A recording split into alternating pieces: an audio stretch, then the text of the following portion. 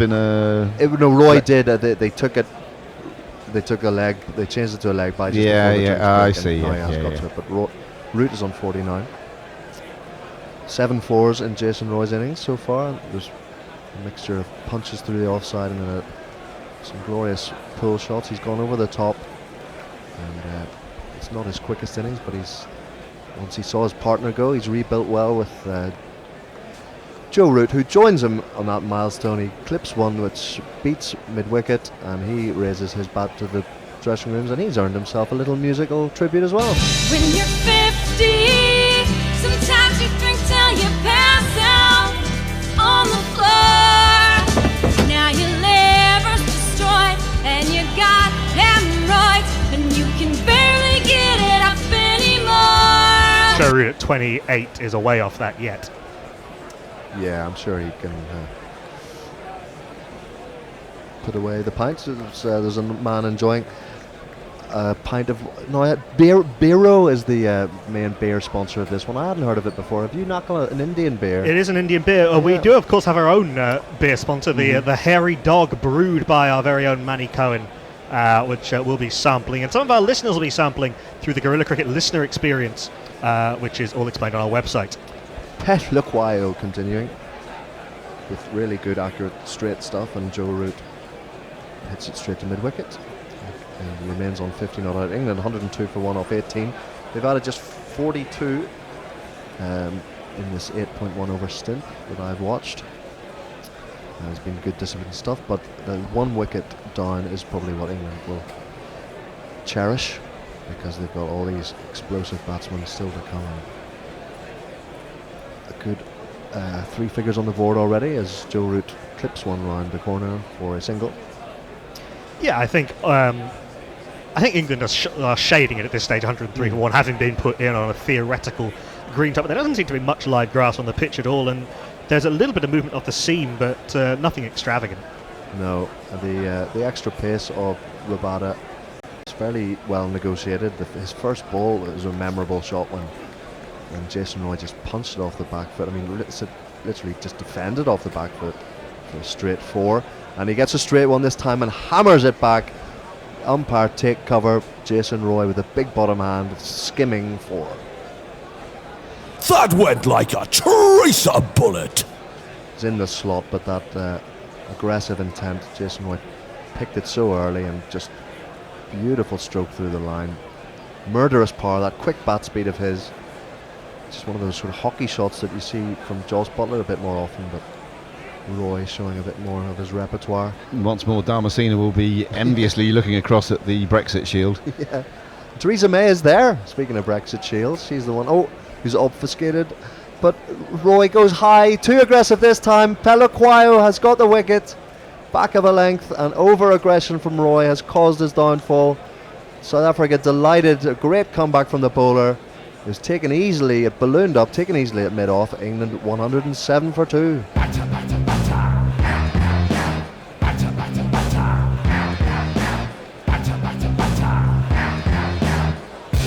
On your point, mate.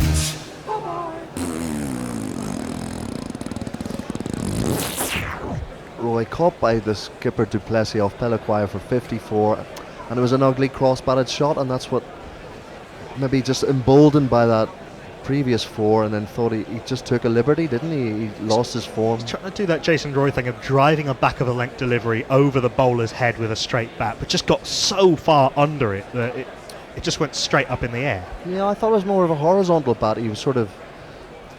I think maybe he was early on the shot and lost his shape. Yeah, it was dug in. Yeah. That's the way he plays, and he's going to get out that way sometimes, isn't he? May I take this opportunity to say hello to my mum who's listening? Hello, Barbara. Would everyone say hello to my mum, please? Hello, Mrs. Hi. Howard. Hello, Barbara. Yes, and anyone else from the extended family who's listening in. So here comes... Is she down in the yurt? She wasn't in the yurt. No, that wouldn't have done at all for the old man's knee, I'm afraid. So they're holed up in a pleasant hotel in South Devon. Oh, very nice. Yes. So England's new batsman strides to the crease. It's skipper fantastic. The man with the very, very scary eyes.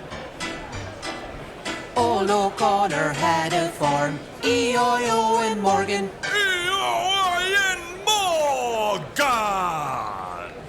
still using that jingle, are we? Yeah. What Okay. and why wouldn't we? He has 23 runs shy of 7,000 runs in one-day international cricket. A strike rate around about 90. And he will consider this to be, what do they call it? A platform from which he can spring and guide England to a sizable total. And a very proud moment as well. He's talked about what a dream it is for him to lead England in this World Cup on home soil. He watches his first one passed harmlessly on a sort of fifth stump line, full ball from the Pelu Quayo now is 1 for 12. But Owen Morgan, he's playing his 200th game for England. He got a special cap this morning presented, so all kinds of. Yeah, overtook Paul Collingwood during the South Africa series in terms of leading ODI caps. Paul Collingwood, who did get an unexpected run out for England as a sub-fielder in one of their warm-up games. He'd have loved that, Collie.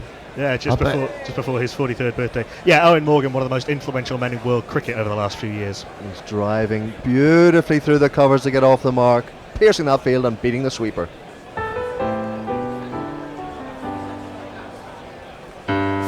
The transformation that Owen Morgan has wrought on this England team after the shambles of the 2015 World Cup and the shambles from the 2013-14 Ashes to the 2015 World Cup. We don't even mention Kevin Peterson anymore, but that dominated the headlines for years. But full of admiration for what Morgan has done for and to this England team. Yeah, I was watching some of the footage from the previous World Cup where it was just a disaster really from start to finish for England, and Morgan looked browbeaten. He looked like a man who was on the verge of walking away.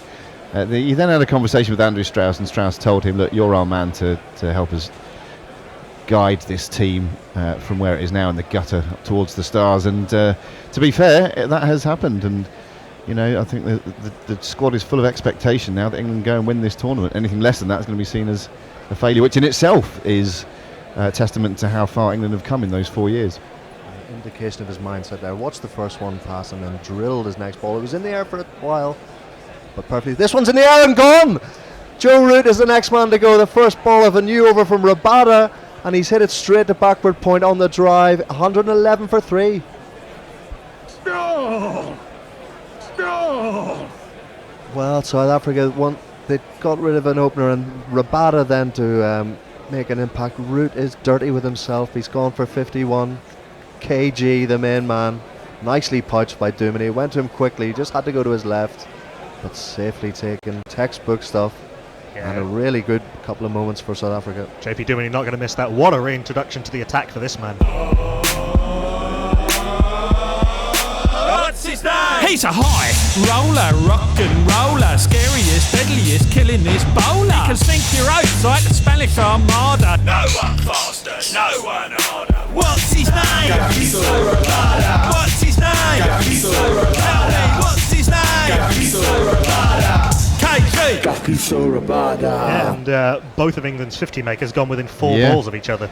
A couple of tweets here. Mog is asking who South Africa are going to leave out when Steyn comes back in. Interesting question. Don't know the answer to that one. Stefan Muller says a bit early for choke Africa to choke. Usually happens in the semi-finals. That was before those 2 wickets, so you might have to choke on your own words there, Stefan. Kunal Talani says Theresa May is there. Not for long. Very good. Muttley says liking the look of Guerrilla Cricket experience packages. Have you guys considered doing Guerrilla Cricket loot crates? I don't know what that means, but what Muttley's referring to is if you go on our website, you can come and join us for the for a day, and you pay a few quid. You come and join us. You'll be treated like royalty. And we'd love to have you, so go and find that out on the website. Jay Grover says hello Barbara, who's saying hello to my mum. Don't you dare, Jay, don't you dare. England not going for the kill just yet. They've sent in the angry Ginge. Ben?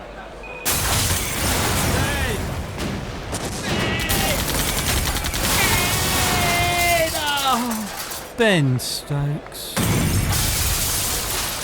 He watches carefully his first ball right under his nose. Solid defence from a full quick one from Rabada. It was a full quick one that induced the false shot from Joe Root. That area that I heard you talking about, Knuckle, before when Root was starting his innings, that South Africa have targeted him effectively, caught in those gully reads. They just hang it outside off stump, and they know that he likes to drive. And a bit too. Maybe he could have had a look at the returning Rabada, because he'll have his tail up now, and he's just bowling outside of Stokes off stump, who raises the drawbridge. Period of reconnaissance required. Yeah, Mog is also trying to start a conversation with my mum, saying they're coming for you, Barbara. Stop it. Linux Lear says, I'm a bit miffed we didn't see the end of May before the end of April this year. Very good, very strong. Roger Melly's with us. Hello, good evening and bollocks. Steve Kellett says, guess what? I just started listening and there goes a wicket. Have England managed to f*** it up again yet?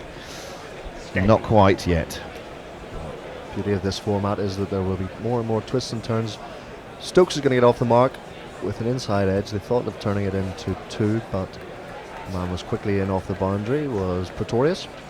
And the total to 112 for 3. Jay Grover says, I've said it before and I'll say it again. On a list of people's pints I do not wish to spill, Owen Morgan is very near the top.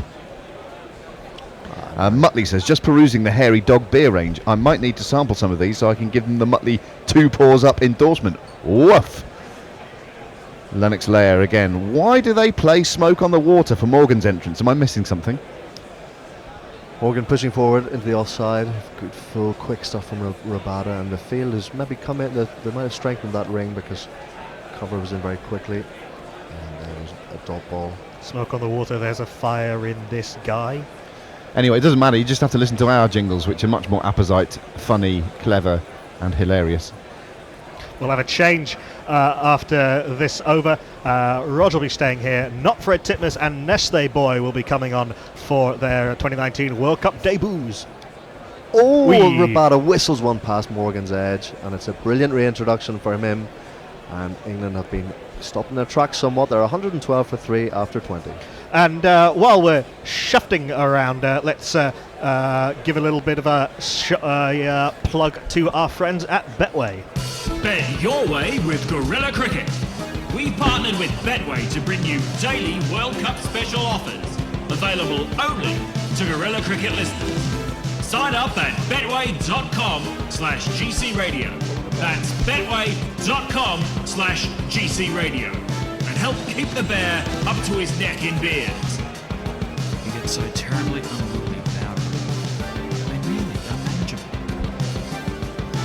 Turns into a bit of a bear, really. And nobody wants that. Do you want that? No. I didn't think so. Hello everybody, it's me at Fred Titmus, joined by Nestle Boy and joining Rog Pineapple, who's been here for the previous 10 overs as we are commentating on the first game of the World Cup of 2019. And England have, it's fair to say, not had the start they were looking for. No. I think in the warm-up games England missed a bit of a trick actually. I'm going to tell you why a little bit later, as Tahir is back and he's bowling to the left-handed Ben Stokes, who just dinks him up to deep mid-on and walks through for a single. Afternoon, Rog. How you doing? I'm pretty well, thanks. Yeah, I'm enjoying this fascinating first 20 overs. And hello, Nestlers. All right, mate. Yeah, I was saying about the warm-up games. What's your trick? England kept winning the toss and batting second. And in the warm-up games, I think England needed to bat first a few times because it's not their strength. The next ball from Tahir pushes Morgan onto the back foot and is defended with the offside. The bowler fields 2 left-handers in for Tahir, which is really interesting for him. Given that the warm-up games were the phony war, you'd think they would have sort of just done that if they won the toss. It's the obvious thing to do because It didn't England's matter. batting is so much their strength. The next ball's a little bit shorter. Onto the back foot goes Morgan and tries to work it into the leg side, but hits it back straight to the bowler. No run. England's batting is very much their strength, and batting second is what they like to do. As Tahir's in again, a little bit shorter. Morgan goes off the back foot, finds a gap into the offside, out to the sweeper, takes the single. I thought they should have practiced bowling second more in the warm-up games. Well, you're out of your comfort zone now when it matters. Yeah. You know, so yeah, good point. I'm just thinking Morgan said he would have batted first this morning, but you can say what you want once He you've wouldn't lost the toss. Yeah, I don't know. What does he know that not Fred does? Eh? Well, there's a good answer to that. It's the next ball from Tahir is very full, and Stokes defends this. Gets backhand right behind it, pushes it back to the bowler, no run. And James Humberstone has said, doomed. Nah, hang Well, on. fans We're not of England's big hitting middle order will be pleased as well, as this is on the leg stump of Stokes, and he just works it into the leg side. out to deep mid-wicket for a single. The end of Tahir's fourth over. He has 1 for 21. England are 115 for 3 off 21 overs. Morgan has 5 and Stokes 3. Anyone joining us on social media? Oh yes, Dan Joslin. He's today's commute. Listening is the first game of the Cricket World Cup on Gorilla Cricket. I told my mother, a huge baseball fan, that it's basically baseball but with breaks for tea and more English. But I haven't succeeded yet in spreading the word stateside. We'll keep at it. Well, Nesty boy, in your Milwaukee Brewers cap, I know, you yeah. represent. If you want to attract some of those fans, you can check us out on Facebook. Any Brewers fans out there? Join us. Bit of a glory hunter there, Nestlers. They're doing quite well this year, are the Brewers. Are they a known thing? I have no idea. They've not had a great time in the last decade or so, but they are hitting the ball immensely well this year as a new over starts, and it's outside the leg slump of Stokes from Kagiso Rabada, and the Oxen Shield is spread wide as the umpire signals one of these.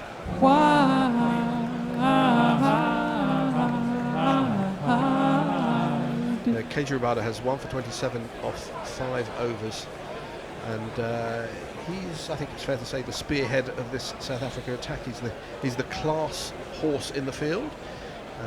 Beautifully rhythmic run up. He's up to the wicket now. He bowls, and Stokes gets an inside edgy sort of drive. It goes to mid-on, who fields it with his knee. It rebounded about 10 yards away from him, and an alert batting pair probably could have taken a single there, but they didn't.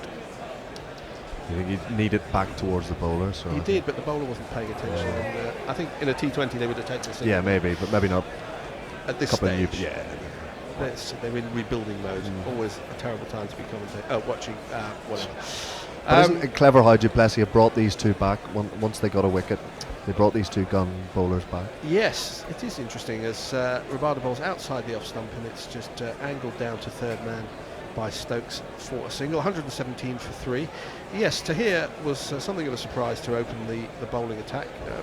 I think it was a good shout. Obviously, it worked in terms of getting Bairstow first ball, but batsmen who try and hit the trying to hit the ball out of the park from ball one, as Roy and Bairstow do, as Rabada bowls. That's a short ball into the armpit almost of Morgan. He does manage to glove it into the leg side and take a single.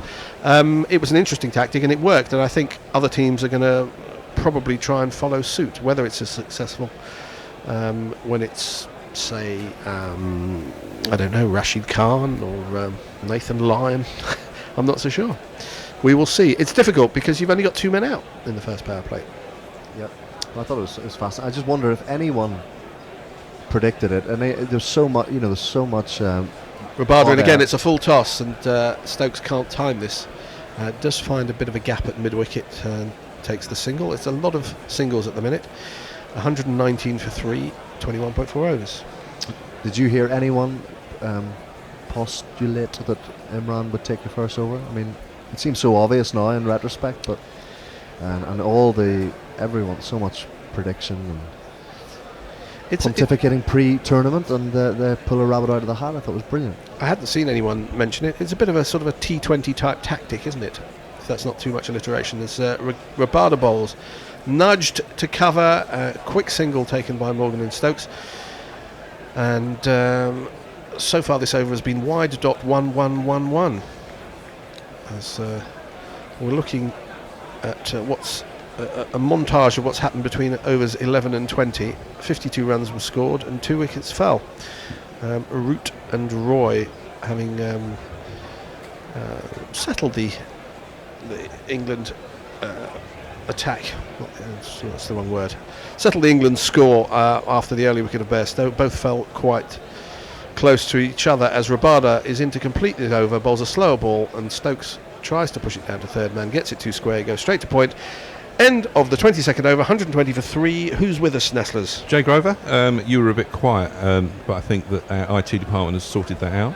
Okay. Rennie Keita, cricket is like baseball, but with hundreds of home runs, so it's 100 times better, obviously.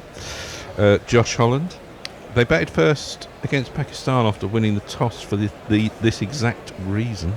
Did they? Oh, I don't recall that. Mog says, not high, not Fred, high Nestlers.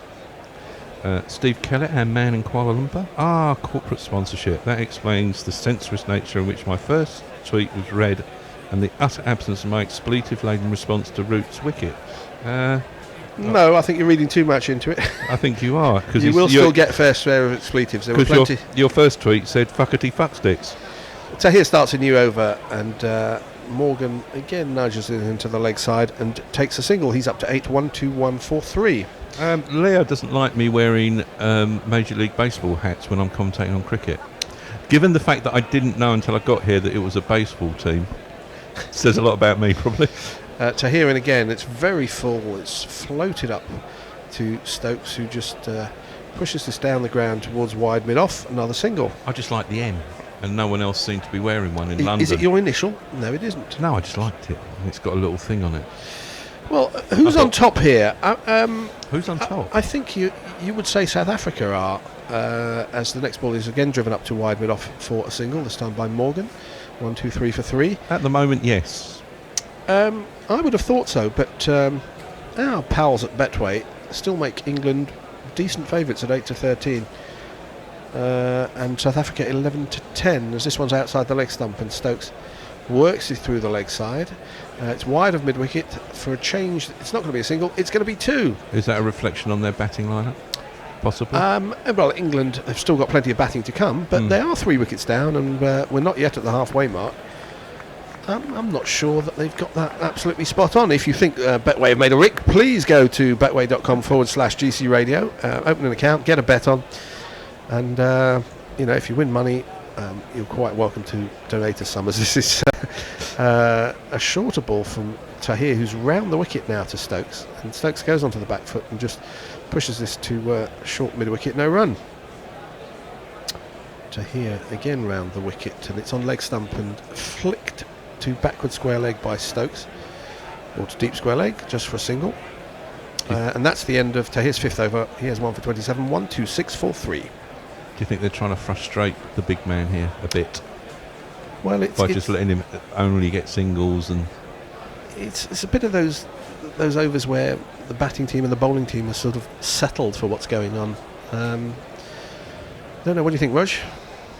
I think those odds will still reflect that the England firepower to come, and perhaps not a lot of respect for the South African top 5. And you'd say that England, going to form, will still attain 300 minimum. But is 300 that great a score anymore in 50 over cricket? Well, we'll see, and then I think we'll see. Does Jofra Archer turn England's attack into a really potent one that can defend? It's a good point. I think going up to a few months ago, you would have said that England only had one really good bowler at this format. It would be Adil Rashid, and they now possibly have 2, which is a massive difference. Anyway, we have a change of bowling. Well, let's hear the jingle for the new chap. Domination is the name of the game. In cricket or life, they're both just the same. So go get the guy who can turn the day. Let's play Lungi. Let's play Lungi. He's up to the wicket, right arm over and bowls to Stokes, who cuts this down fine to third man for a single. Bit of a Depeche Mode homage there from Mog for Lungi Ngidi. Leah is giving me some. She said she's been merciful to me this time because it's drinking related, my hat, which I approve of. Cheers. I shall wear my baseball team cap next time then, if I remember. Is yours in Los Angeles? Do you like? It's the Los Angeles Angels of right. Anaheim. 1, 2, 7 for 3 at the start. 1 ball into the 24th over as Ngidi is up to the wicket, bowls, and this is driven straight and timed sweetly by Morgan. He got that between the stumps and the mid-off fielder and out to the boundary for one of these.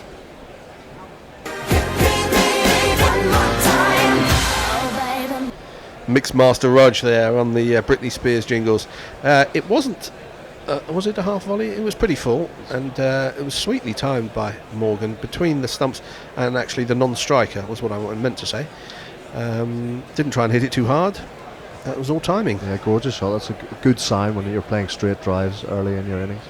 Nkidi a little bit shorter, and onto the back foot goes Morgan and pushes it back to the bowler, no run. I've had a notification from LinkedIn. Can we all congratulate William Blackburn for 12 years at Blackman Consulting Engineers Limited? Has he paid us for that? No. Oh, okay. So no, you can't. No. 1-3, 1 for 3. I'm going to neutralise your silly hats with a proper, good old-fashioned England cricket wear, which I acquired from the Eastcote Cricket Club away sheds at the weekend. A Scrumpy Jack Scrumpy floppy, It's which I'm going to That's wear. drink all related. summer. Drink related. Lungi Ungidi bowls another full ball. This time Morgan doesn't time it, drags it towards mid-on, who's saving the one, and that's what he achieves. It's not quite Jack Russell, but it's seen better days, that hat. It's a good old cider man. It's not floppy. fraying, No, I'm pleased with that. Looks like something people wear at Glastonbury. but it's off-white, isn't it? It's a cricket hat, proper cricket. You don't see people wearing those anymore. Nestlers, you're our expert on local, modern bands. I was sitting at Lights the other day and I saw a band with an England World Cup connection as Ngidi bowls, and this is driven up to mid-off by Morgan, no run, albeit the World Cup of 1979. There's a band called Larkins. Larkins, have you heard of them? No. No, okay. It's a No. bit of a strange name for a band. It is, isn't it? But of course, Wayne Larkins, who was one of England's fifth bowlers in the 1979 World Oh. Cup final. I'll have to look them Strange up, as that may seem. see if they've named the band after him. Well, Well, You'd wonder. He was quite a notable figure in the 1970s English cricket.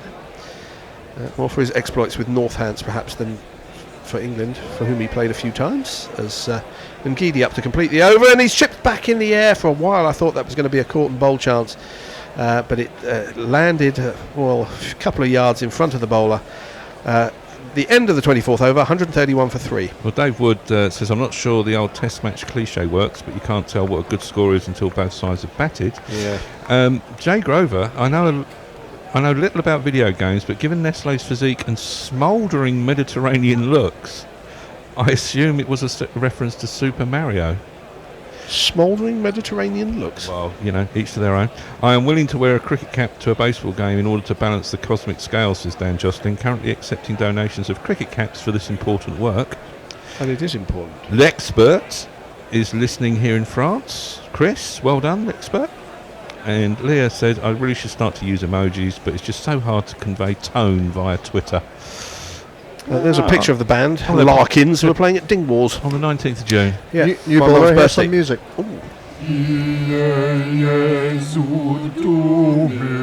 It's an old one.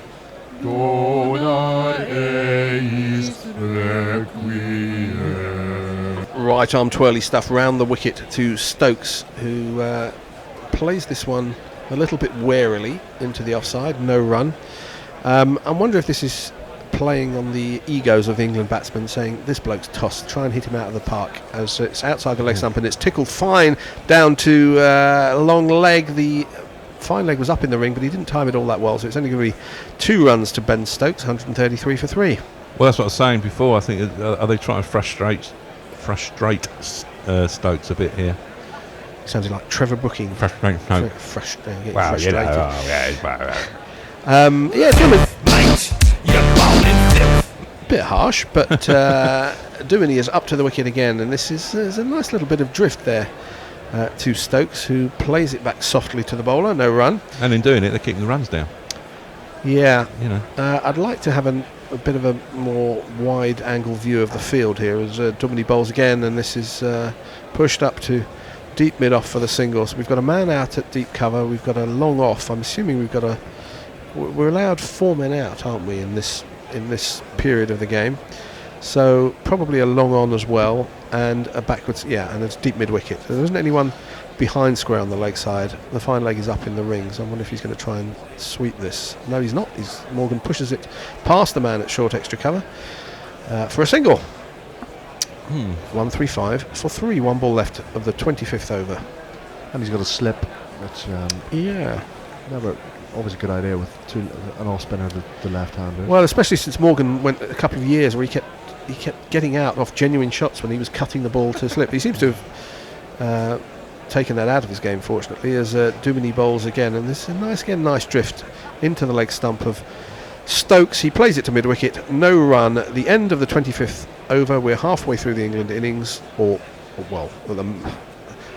they may actually be more than halfway through the England innings, but England are 135 for 3. Morgan has 14 and Stokes 13. Roger Melly's tweeted in. Best name for a band I've heard is Free Beer. They were never short of a gig as the pub could put up a big sign saying Thursday night, free beer.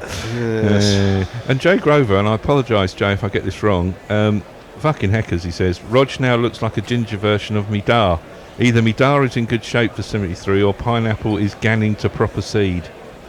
Somewhere between the two, I'd imagine. Well, I've seen a lot of you on the side of buses, Rog. Have yeah? you seen those adverts? For, is it Seth? Seth Rogen? But you like to put forward the Seth Rogen. Oh, this is a big drive from Morgan outside the off stump. First ball from Nagidis over, and he missed the ball, but that must have been quite close to the outside edge. It was pretty wide. He threw the hands at it and threw the head back pretty soon after, as if to say, oh dear, what have I done? But he missed the ball, so it's just a dot. Seth Rogen, that's a good spot. Yeah, they keep writing these comedies, don't they, where Seth Rogen is an unlikely sort of chump of a boyfriend to all these hot women, which is a lot like my life. I'm so never going to see the films. I've just seen it advertised on the side of a bus. Ngidi, none for 32. Bowls, and this down the wicket comes Morgan, and he's got enough of this. He sent it 8 rows back into the crowd. He's had enough of prodding the ball around. It's 6 runs. 6 runs. The machine stopped. 6 runs. Boom, boom, boom, boom, boom. 6. He came 1.5 steps down, and that's the first 6 of the tournament, I think it's fair to say. Oh dear, the machine's having a nervous breakdown. Let's talk about 6. Let's talk about 6. Nailed it. Let's talk about JP! And Giddy bowls short, and this is hooked. Is it going to be back-to-back 6s? It is. It's well over to here on the fine leg boundary into the crowd.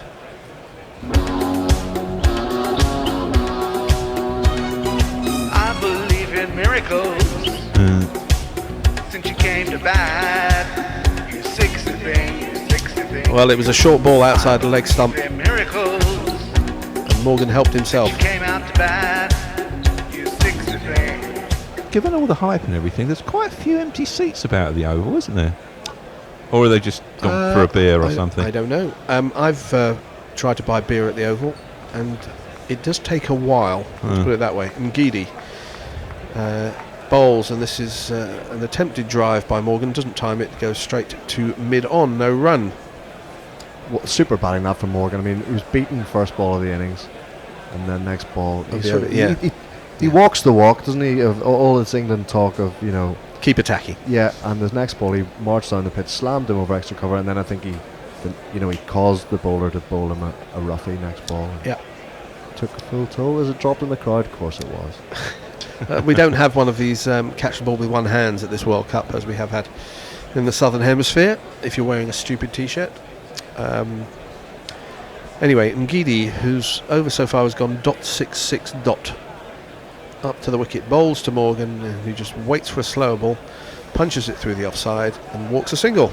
Well, he's up to 27. England 148 for 3.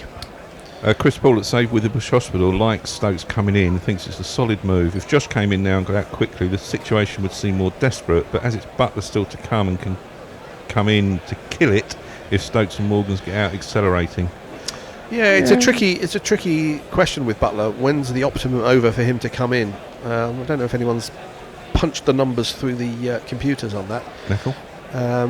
I used to play at a very low level with a chap who, if he came in too early, he tried to bat as Ngidi bowls, and that's another slow ball which goes past Stokes' outside edge, but bounces twice before it gets to the keeper. So even had he got an edge, which I don't think he did, it wouldn't have been out. Yeah, my mate, if he came in with sort of 7 overs to go, would hit the ball from ball 1 and be successful. But if he came in too early, he'd think, oh no, I'm a batsman now, and then bad things would happen. So there are optimum times for people to come in.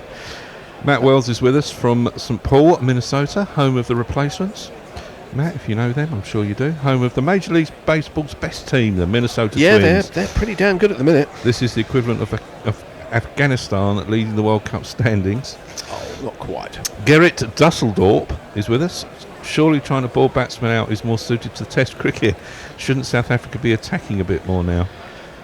I don't think a bit so. mindful of who they're bowling to, possibly. Well, Duminy, whose first over went for 4, will be bowling to Morgan, who's just begun to open up a bit. So let's see what happens as too many bowls on the leg stump and turned to mid-wicket, a single taken. I'm not sure that fielder, who I didn't catch a glimpse of, did the absolute best he could have done there. I think it's Amla who just sort of lives in, squats in that mid-wicket position, because fair point. Getting on a bit in years, and it sort of has to be it's hit not an straight easy to thing to slip. hide Sorry, people. he's at slip. This next ball is again worked into the leg side between square leg and mid-wicket. This time a more comfortable single. 150 up for England, 150 for 3. Leo says this will be a good time for the chokers to get Morgan. Well, yeah. And we're seeing was that a fan park in the middle of London? An open air in Nottingham. In a public square. So Morgan faces up to J.P. Duminy. It's a bit shorter, and that's pretty much a gift for Morgan, but he doesn't really take full toll. He cuts it out to the sweeper on the offside. He wanted to get that a bit finer. It's just a single. It probably should have been 4. Do you want a stat? Go on. From Tim Part. If England pass 300 today, it will be the only third time in ODI history that a team has scored 300 plus in 5 consecutive innings. India 2017, Australia 2007, who added a 6th innings for good measure. Well, that's bocked it. This one is flighted over extra cover, a bit close to the fielder, and out to wide mid-off for a single by Stokes. And Stokes does that intake of breath when you know that you may just have got away with one. I don't see how close that was to the fielder to extra cover, but they're not showing it again. Brad Patterson, whose Twitter handle is fun-loving Brad, I'll break off. And this is a down the leg side from Duminy. That's an absolute gift for Morgan. He's not going to miss that. He's swept it fine. It's 4 runs. 2 plus 2 is on member. Yeah, that was short rank outside the leg stump. Nobody misses those. He's saying South Africa's bowling attack is not penetrating as much as it ought to be. What changes do you think to make it possible? It's a little bit harsh. I think if you would have offered them this score at this stage when they went into bowl, I think they probably would have taken it. They're restricting England a bit at the moment, aren't they? As Duminy in again, and the reverse comes out from Morgan. Has he beaten the man? He got a hand on it, diving at that position where the reverse sweep goes. I can never remember whether it's third man or fine leg. And they come back for 2 as it was a decent stop. The end of Duminy's over 10 off it, 158 for 3 off 27. Yeah, they're going to go hard at Duminy. They're not going to let Duminy dictate the pace. And we've got another change of bowling, and it's going to be another twirler. It's him. This chap, who I don't think I've seen bowl before. A part-time spinner, and this Safa, yes, he's a winner. Playing his shots out in the sun. He's a stroker, not mediocre. He's no World Cup choker. Yeah. He gets us moving with his runs. It's Aidan Markram.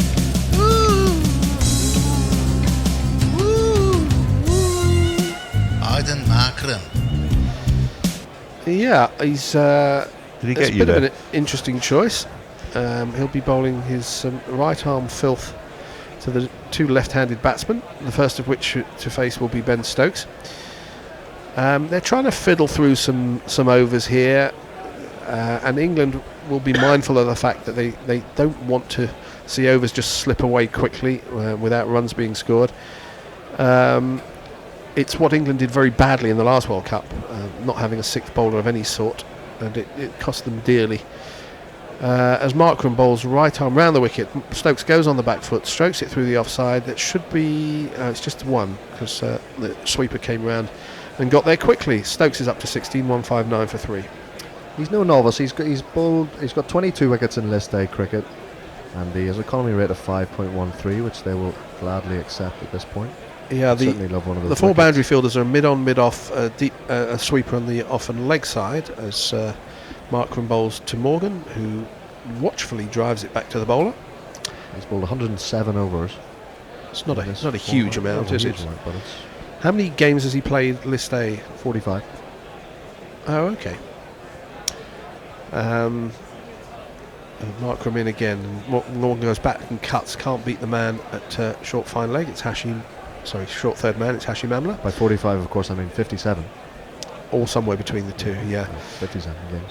57 games, and his best in internationals is 2 for 18, and he took them both in the same game. Those are his only 2 wickets, as this is a full ball. It's basically a half volley, and Morgan misses out. He just drives us into the offside. The bowler fields. So just the 1 run from the 4 balls so far, and this is precisely what South Africa would have wanted to see from these overs. And the bowler looks as though he's wary of some big shots coming, but no, Morgan just drives it into the offside. Can't beat short extra. Another dot. He's bowling it right up and trying to aim for that block hole with no pace. And, yeah, if no pace was the thing, I mean, you know, if I would have known it 30 years ago, I could have turned it into an international career as Markram bowls again and again.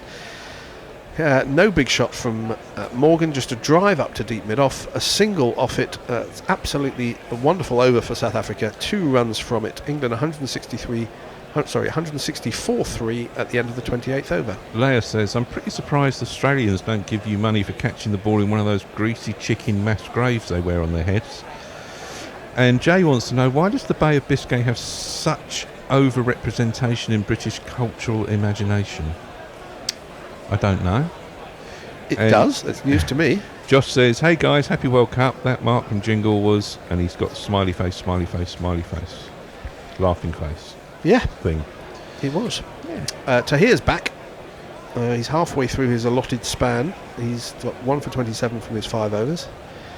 And he'll be bowling to the England captain, Owen Morgan, over the wicket, outside the leg stump, and tickled round the corner.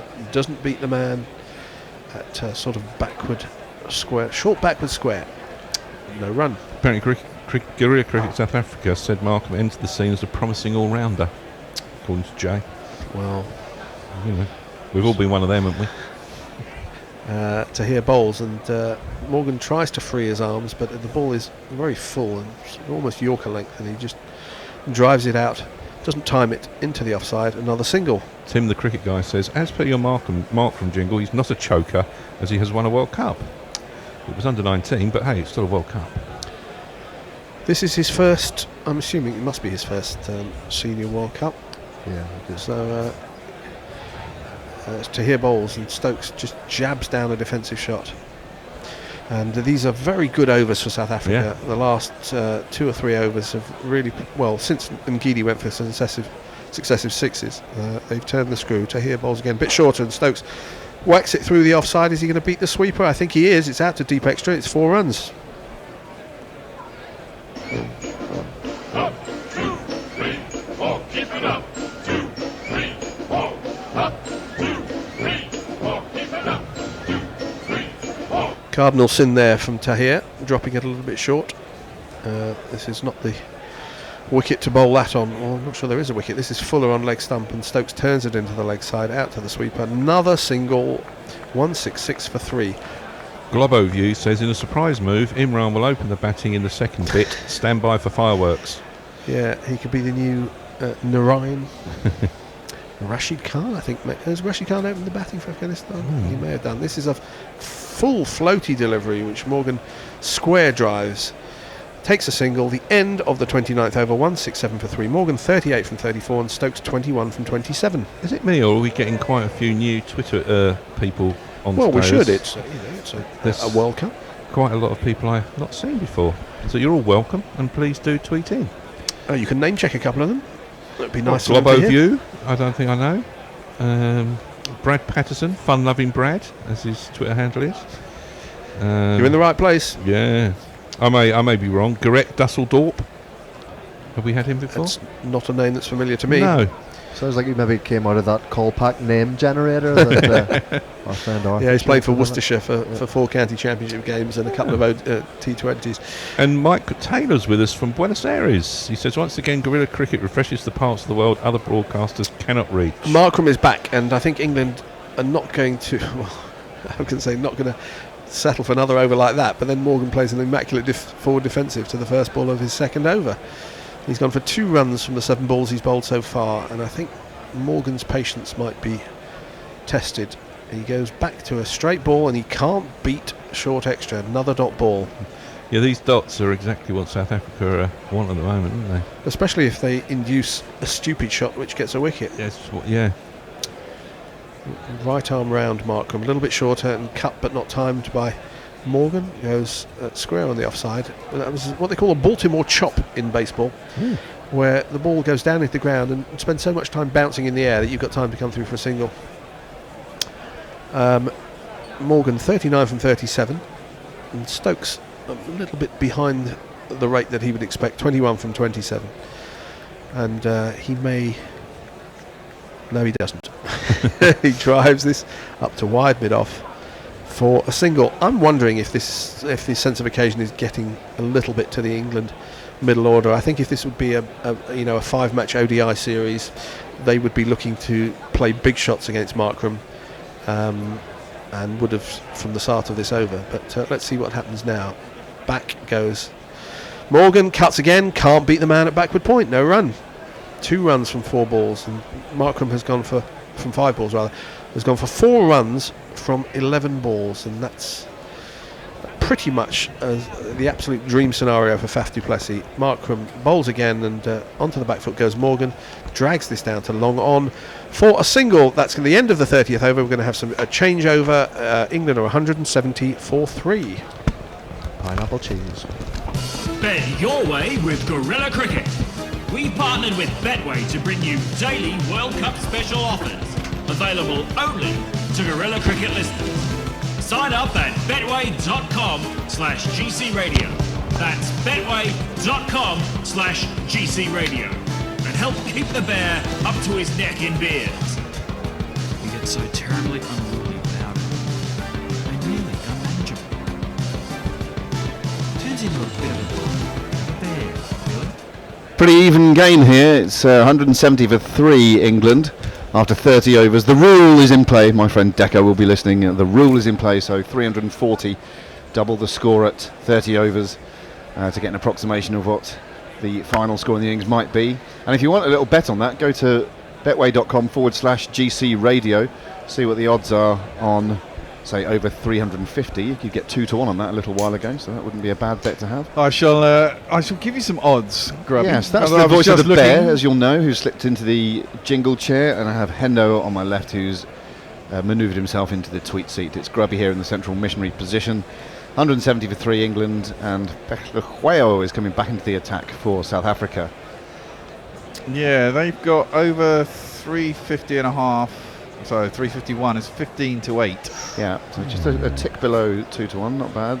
Beklehueo comes round the wicket to Captain Morgan, who's forward in defence, very correctly playing it back to him. There is no run. Explain odds. Is that good? Then is that? I mean, they are expecting England to go past 3. No, they're saying that under 1 time in 3, right? They'd get more than 350. They've got the run so line at 334. I don't even know if England will get 334. It's a push, isn't it? It's a push. So the bear might suggest going under the run line. I'm going to go under. He's doing that. He's actually doing it on Betway. Betway.com/GC Radio. Do sign up. Find some exclusive bets there as well as the tournament goes on. This is an attempted drive through the offside, and he used his feet, Morgan, but he did not connect. It's through to wicketkeeper de Kock. There is no run. Alan Donald can't run. Says this doesn't appear to be the England side we saw in previous games. This bowling is toilet. Which bowling? This bowling. I imagine he's talking about Markram and the fact that we've also had Duminy on, part-time spinners. Yeah, well, there's been some really good variety in the South Africa attack. Something they've not always had, I think, at their disposal. But good variety within the seamers, and then obviously the spinning options. Morgan is forward and playing this up towards wide mid-wicket, and there's no run. It's a runless over thus far, halfway through it. And yeah, the spinning options, obviously Imran Tahir leading that part of the South African attack, but then Dumini's come on and bowled fairly tidily, and Markram in his short spell has done similar. So pace off the ball a little bit, having a good effect. That's also an element of, I guess, these guys don't want to get out to part-time spinners. It sort of maybe it restricts them slightly. Beklehueo is round the wicket. This is filthy ball down the leg side of Morgan. He doesn't take full toll, but it is going to be a wide. That was pretty much a free hit.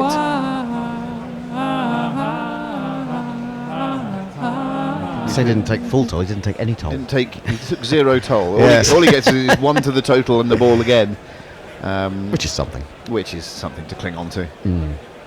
Morgan has 40 from 42. Stokes at the other end, just pottering along quite effortlessly. 22 from 28. Beclaqueo around the wicket again. Nice delivery straight at this time. Forward comes Morgan watchfully.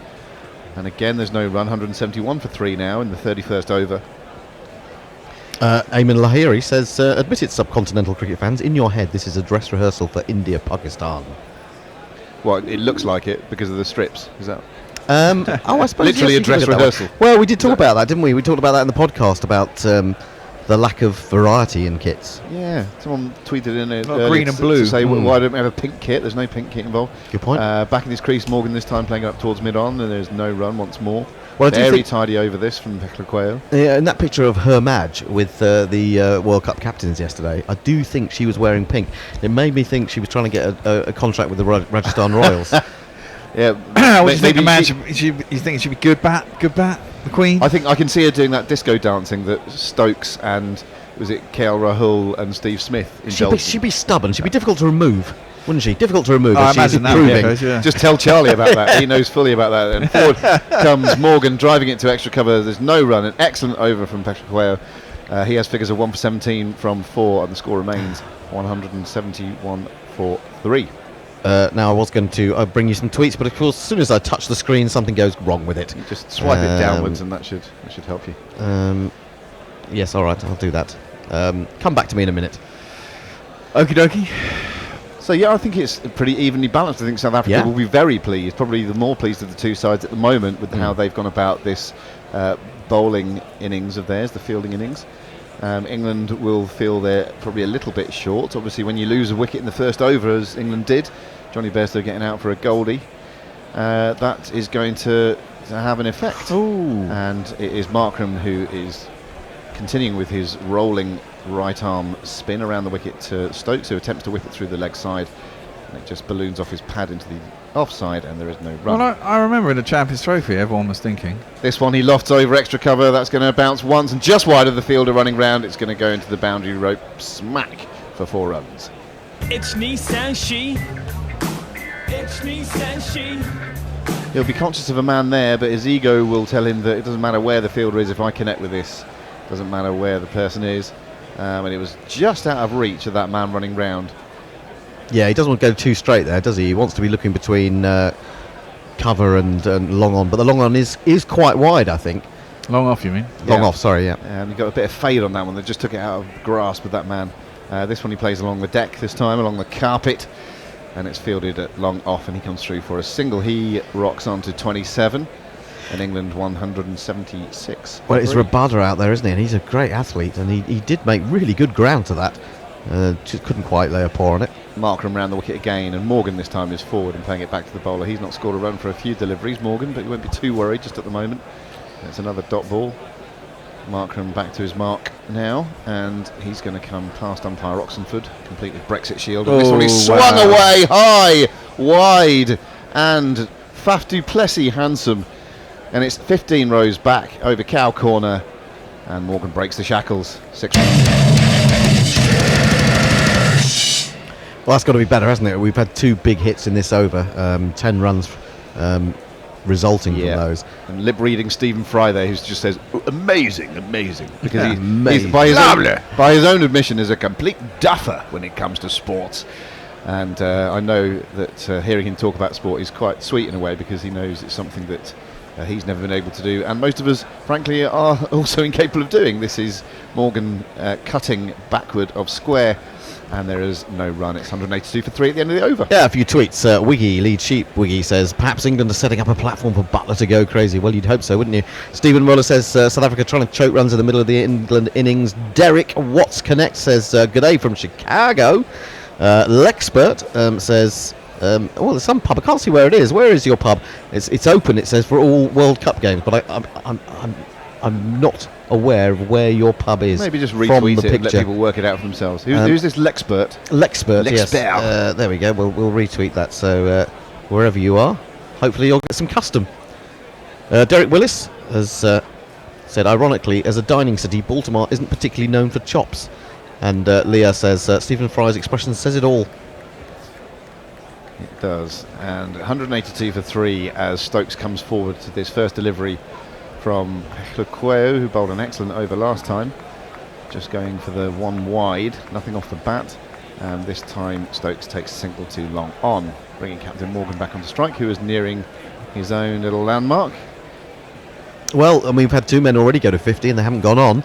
Yeah. We need someone to push on, or England needs someone to push on.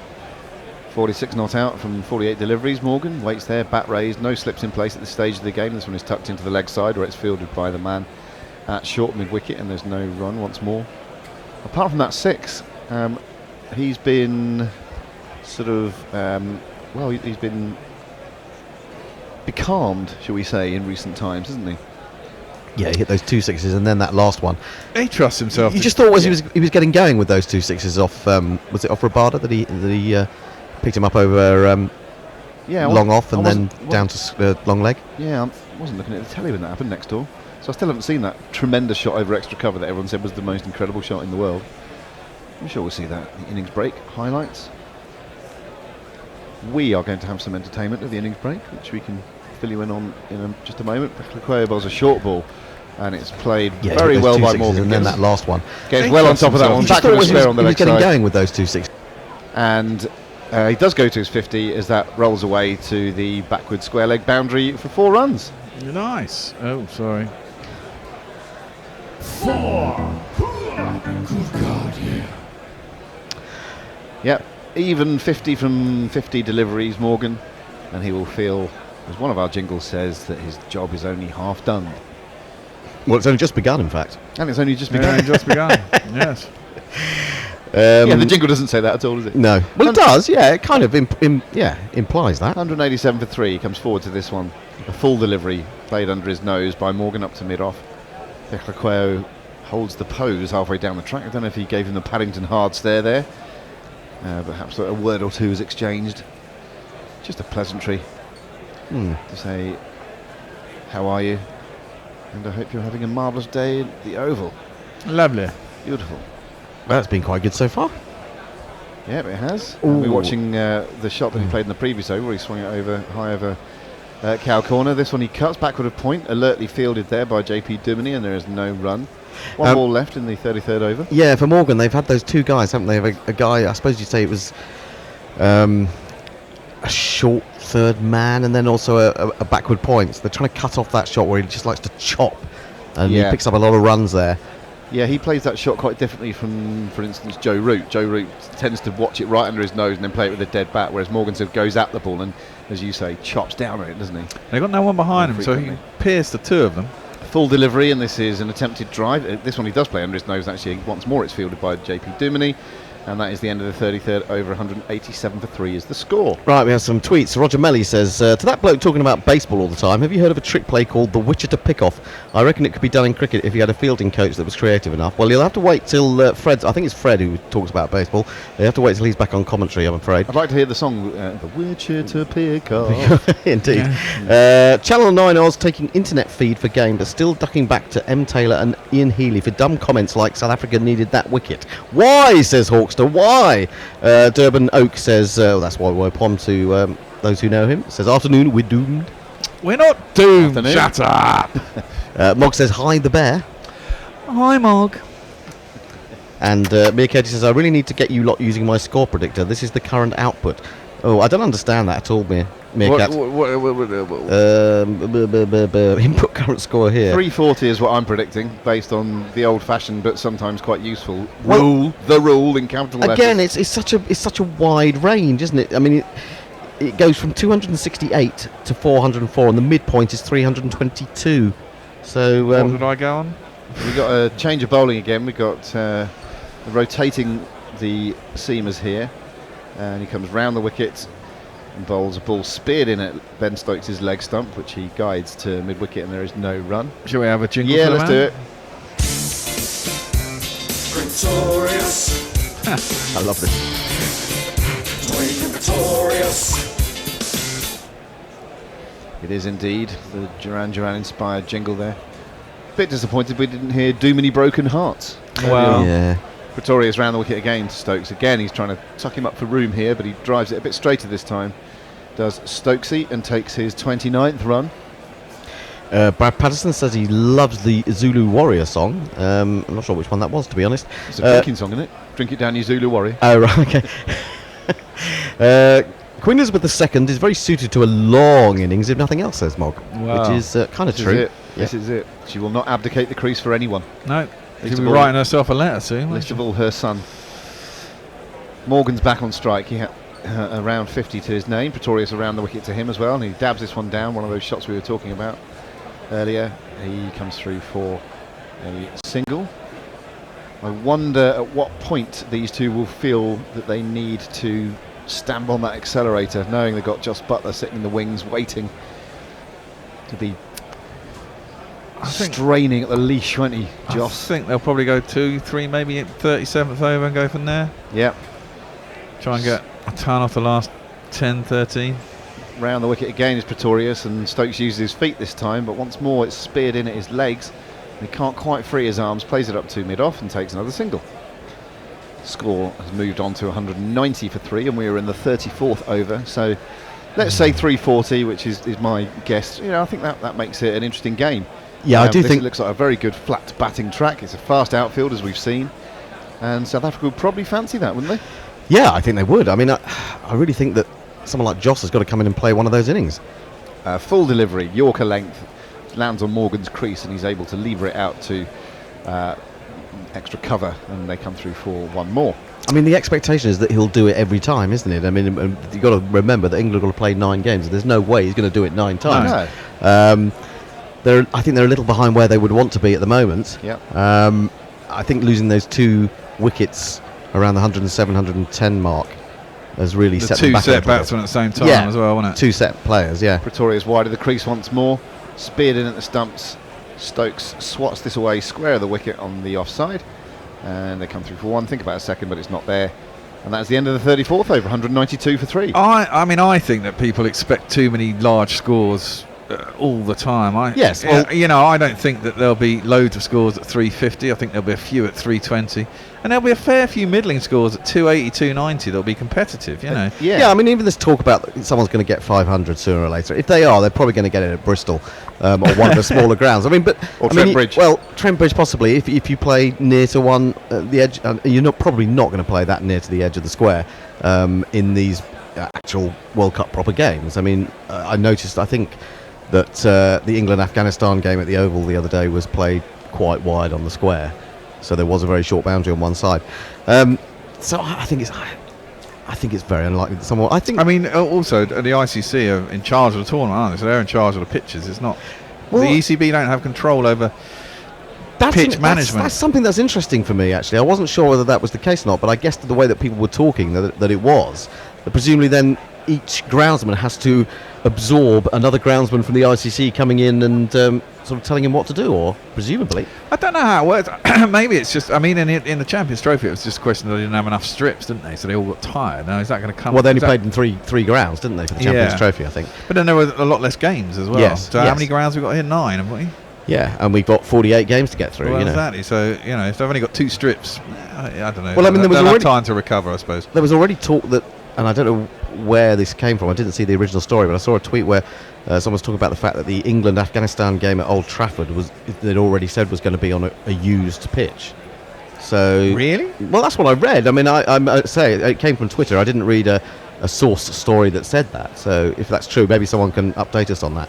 If mean, that is true, it seems odd to me. I mean, I do think England's players are generally getting better at slower and spinnier pitches because a lot of them are playing the IPL now, and it's endlessly like that. But the over there. policy probably is going to be that you want to produce hard, flattish batting tracks that are going to favour the batting sides. By and large, you might get a bit of variation across the venues, but I think that's probably been the brief, hasn't it?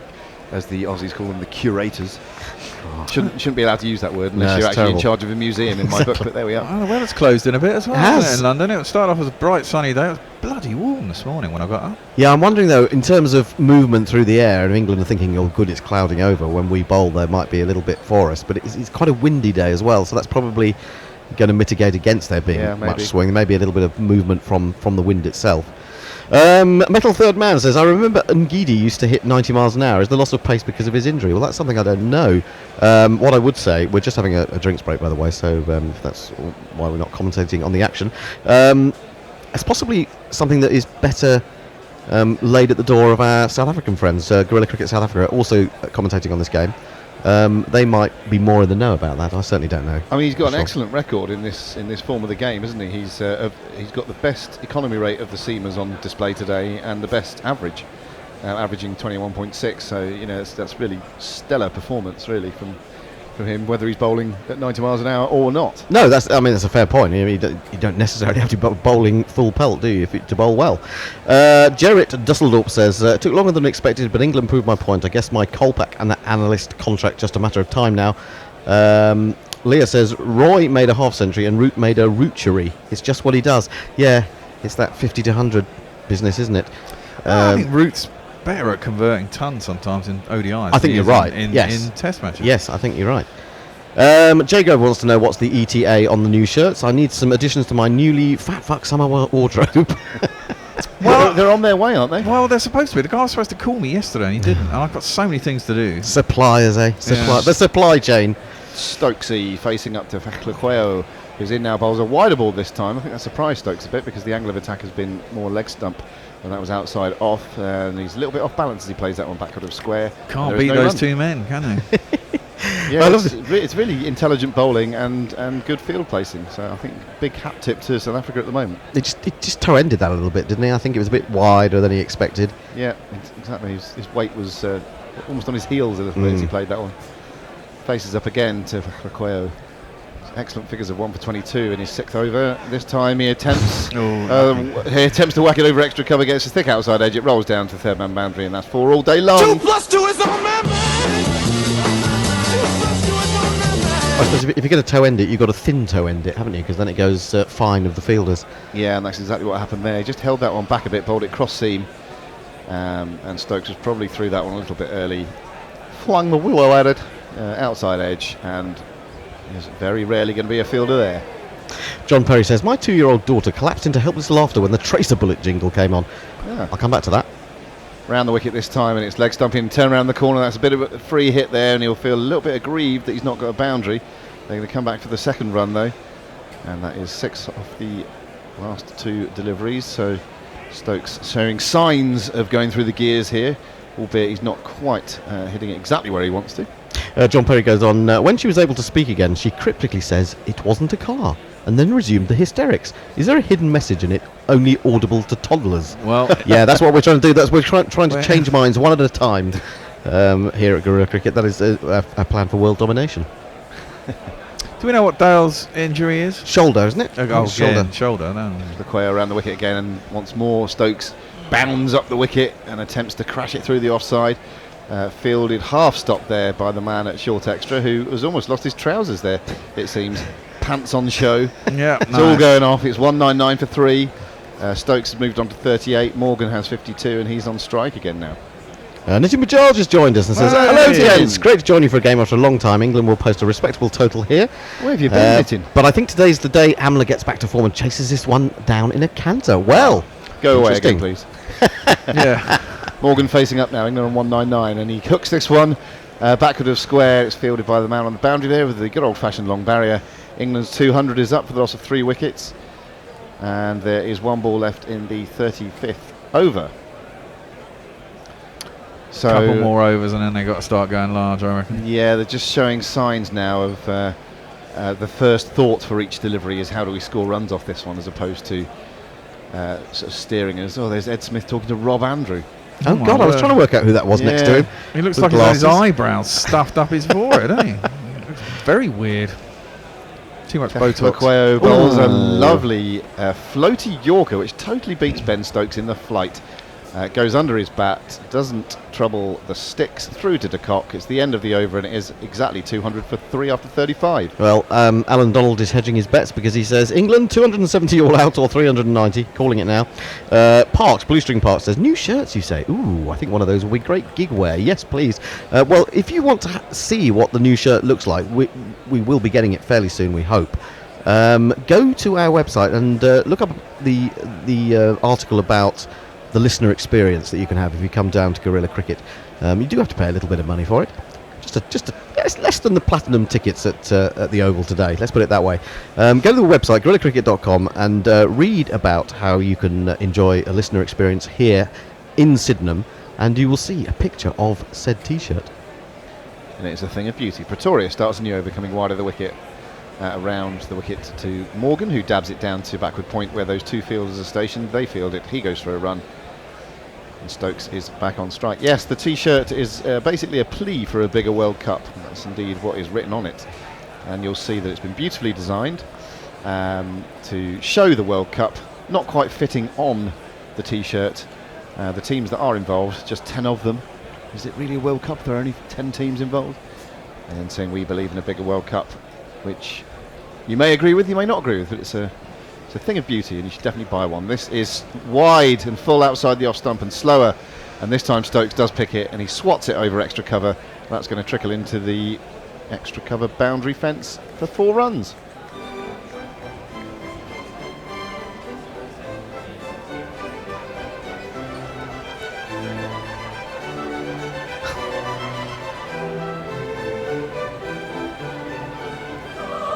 He couldn't have carved it more if it had been a joint of lamb. He tries a ramp this time, going across his stumps and attempting to hoist it over his right shoulder to long leg, but he gets nada on it, and it goes through to Quinton, and there is no run. Ironically, well, not ironically, but if he had stood still, that might have been a leg side wide. I think right over the top of the stumps, actually. No, yeah, fair enough. Well, he probably could have pulled it if he'd stood still. Yeah, he could have. He premeditated. It didn't work on that occasion. Stokes has 42 from 43. Morgan at the other end, 54 for 57, and he's down the wicket this time and flicking it over, high over, That's wide, long on. A proper cricket shot. A couple of bounces into the fence, and that is 4 runs.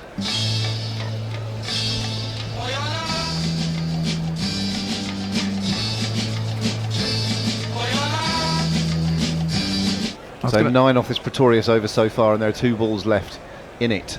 So England will now be thinking this could be one of those big overs, a few of which they will think they need between now and the end of this innings to set a testing total for South Africa.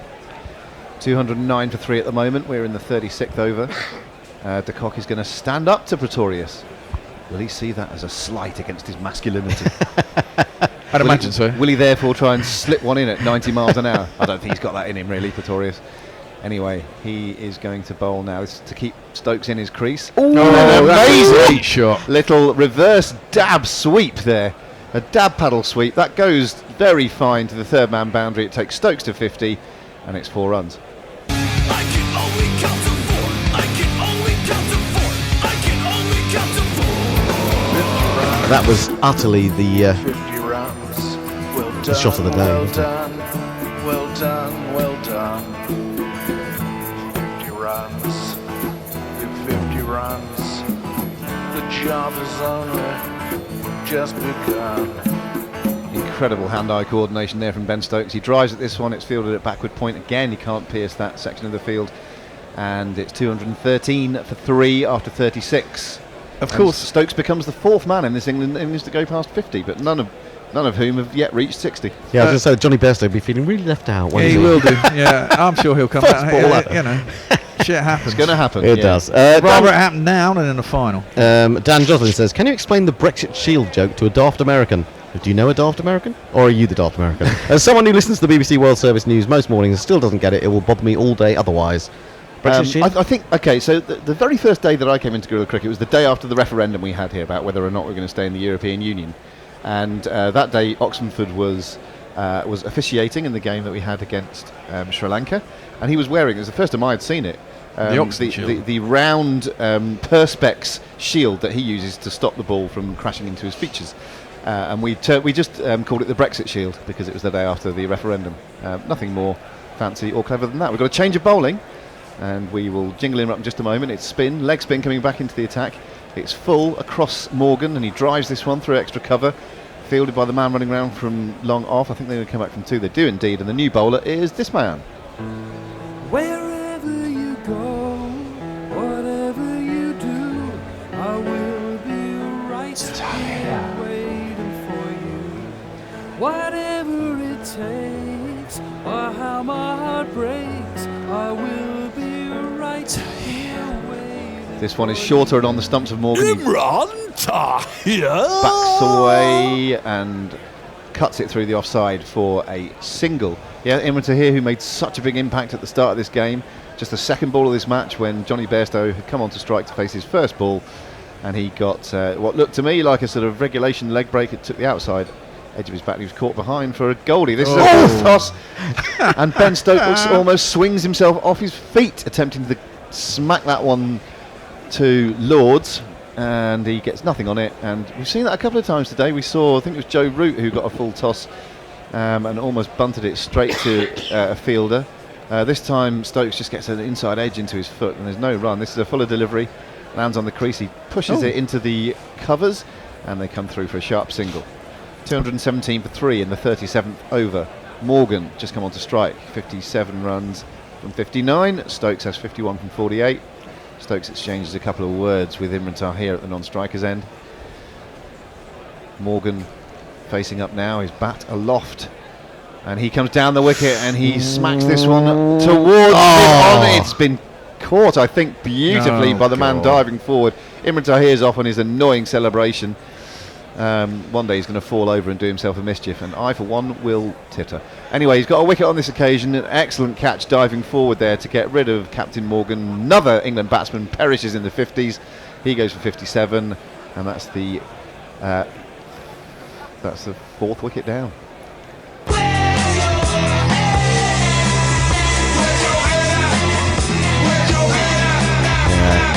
Markram, cracking catch. It was a good Aidan catch. Markram there, diving forward. Morgan didn't quite get all of it. I think he was attempting to hit that one for 6. Markram was stationed on the long-on boundary, and the ball was just dying on him, and he had to hurl himself forward. So an excellent catch. Those are never easy. Well, no, I mean it was a very good catch, but you just felt as soon as he hit it, you thought you're just waiting for the fielder to come into view, weren't you? He knew he'd made a mistake, didn't he, Morgan? Michael Wagner says, my cell phone battery has run out, so I'm not listening anymore, and I'm off to bed. Well, he's down there in Kiwiland. I'll catch you lot again in about 4.5 hours for the last mini session. Dave Wood says, is your new shirt suitable for the 4th day of the Ashes test at Edgbaston? No, but we can try and work one, make another one that might be. Well, it's suitable it's forever. Still a worthy point. It's particularly newsworthy at the the because the World Cup is on, but it's something that we might like to convey that message at any point in between as well. Now we do have the long anticipated entrance. It's time. Stop salivating, Grubby. Of the beautifully eyed this man. Found someone subtler. Okay, he can't spell Joss, but he also can't spell Butler. Joss Butler. Just because he is Joss Butler.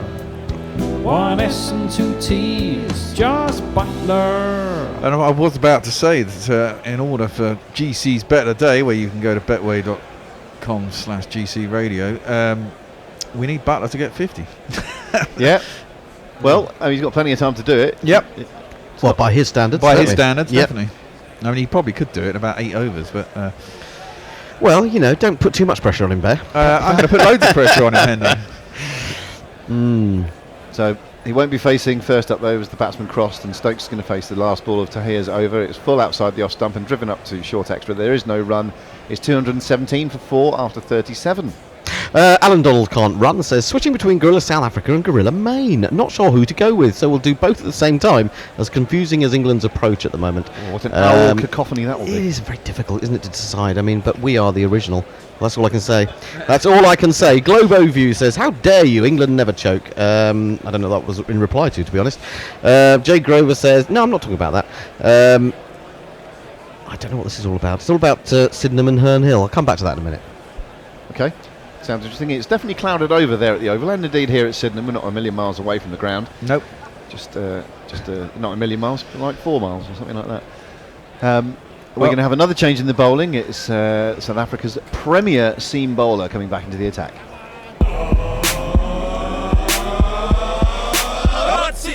He's a high roller, rock and roller, scariest, deadliest, killingest bowler. He can sink your oats like the Spanish Armada. No one faster, no one harder. What's his name?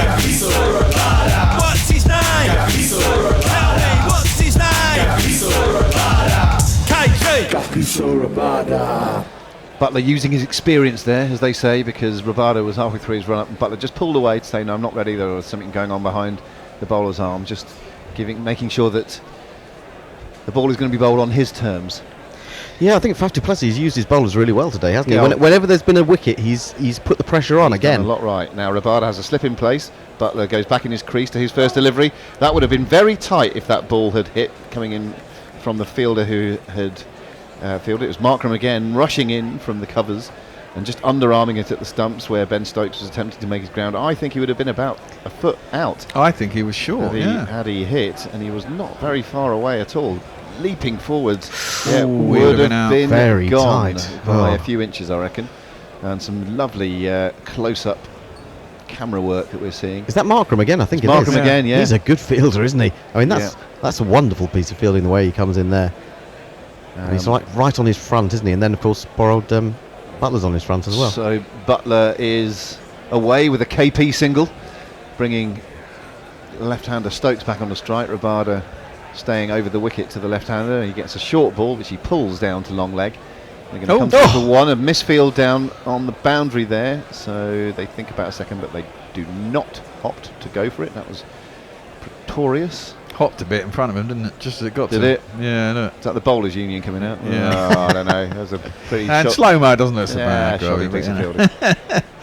So Butler back onto strike, and then 219 for 4 in the 38th over.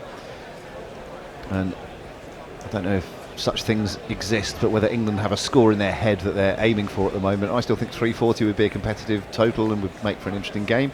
He's got a wide 1.5 slip in place here, Rabada.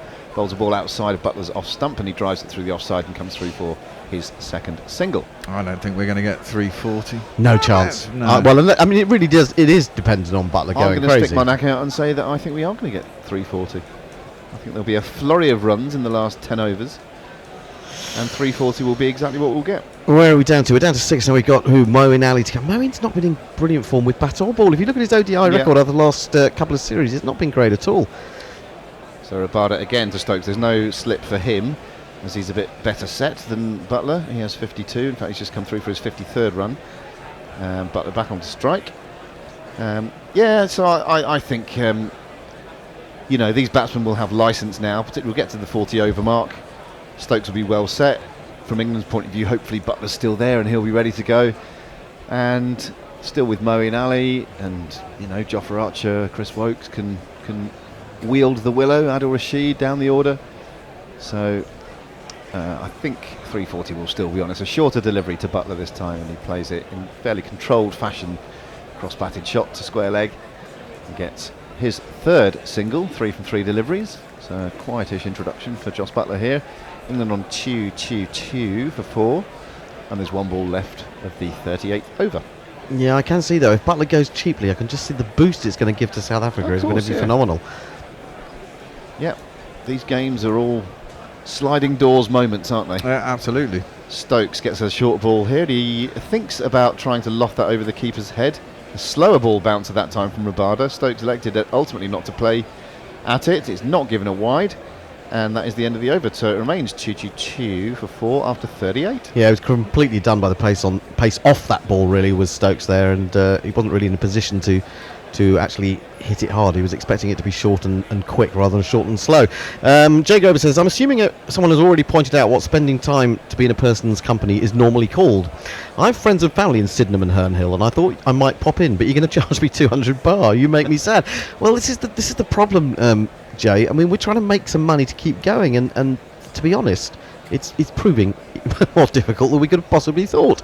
And we have had 1 or 2 people who have pulled out of their Patreon donations recently, which we want to be creating a bigger Patreon support for ourselves. Patreon pool, as it were, for ourselves. So we've got to find a way. We've got to find ways. We may be slightly overpricing what we're doing. Look for look for the sale when we haven't managed to get rid of anybody towards the back end of the tournament. That's what I suggest. Jos Butler's going to face up to Imran Tahir now, and he gets the ball outside the off stump, similar to the one that got Johnny Bairstow in the first over of the day. He manages, however, to connect to this one, pushes it to point, and there is no run. Lou Britton Sack says, "Fuck it, I can't sleep. Morning, chaps from Folsom, California. Come on, England." Did we mention Folsom earlier? Yeah, the Johnny Cash Folsom Blues. Yeah, indeed. This is driven, and Tahir, I thought for a second, it took an amazing diving catch away to his right, one-handed. However, the ball just ballooned past him, and Butler comes through for a rather fortunate run. He moves to 4, England are on 223 for 4 in the 39th over. At the moment, you'd have to say that South Africa are having ever so slightly the better of this game. Yep. Although I think if you look on the betway.com/GC radio site to look at the odds, I think England will still be favourites for the game. Because we're in England. So if you think, we? as I do, that South Africa are having a good time with it, then maybe that's the bet to have at the moment. Stokes goes back in his crease and cuts this one in front of square. It's fielded on the cover point boundary, and there's one more to the total, 224 for 4. Glover Review makes a point. I think it's quite an interesting point. He says Morgan will happily slog Imran and get out, but Markram and Duminy, terrible strategy. Yeah, I think there was an element of that they didn't want to get out to the what they would consider inferior bowling. Yeah. Well, England are 2-1 on at the moment. Yeah, exactly what we were at the start of the game, actually. So Butler drives this one through extra cover. They're going to get 2 this time. That was a full delivery outside his off stump. They are indeed back for 2. Butler has 6 from 6, Stokes 54 from 53, and England 226 for 4. Well, and the 39th over. One presumes that we'll be favourites in most games we play, as we are favourites for a tournament. Well, absolutely, but I mean, I reckon that this has been more or less South Africa's innings, but the bookmakers would suggest, and Betway would suggest, that it's pretty much as you were at the start of the game. Butler just plays this defensively into the offside, and there is no run. Well, I think no matter what, I think a competitive score is on the cards, isn't it? I mean, completely. Anything up towards 290 to 330 would be competitive, I reckon. Imran bowls are googly this time, and Butler is watchfully playing it, whipping it through mid-on. He gets a single and the strike for the next over, 227 for 4 at the end of the 39th. So 11 overs to go. And for my prediction to come off, England would need to score 113 from those 11 overs. What you got for us, Hendo? Nitin Bajaj says, I'm loving this live field placing graphic. A good innovation for once. Yes, it is, absolutely. Leah, play on words. Even when Tahir gets a wicket, he goes for runs. Ha ha ha. Sumit says, a very long one. I'm following your World Cup commentary from Scandic, presumably Scandinavia. I've been your listener for a couple of years. Keep up the great work you're doing. One suggestion: can you please have some Bollywood songs as jingles sometime? Well, we do have one, don't we? We have a boundary Bollywood jingle. I'll play it for you next time. My name is Lakan. Yes. If you're familiar with that one, who's that? Who's I have no idea. No. That's Sumits. Sumits. Oh well, hello. Or Salmits, I think it's. Sumits, thank you for being there for the last couple of years, and tell your mates and continue to be with us. We love having you there. Now we've got another switcheroo in the bowling, and after this 40th over we'll have a switcheroo in the com box. I'll be taking my leave for a bit. As will I. I think we'll that's a three-man change. There we are. There we are. So it is going to be Ngidi coming back into the attack. None for 45 from his 6 so far. He's relatively expensive, I suppose. Yeah, probably the least effective on those figures of the bowling we've seen on the show. Just angled in towards Butler, who gets it down to long leg off a combination of inside edge and body. In fact, it doesn't touch the inside edge. I think it's going to be signalled leg buys, but 2 more to the total. England move to 229 for 4.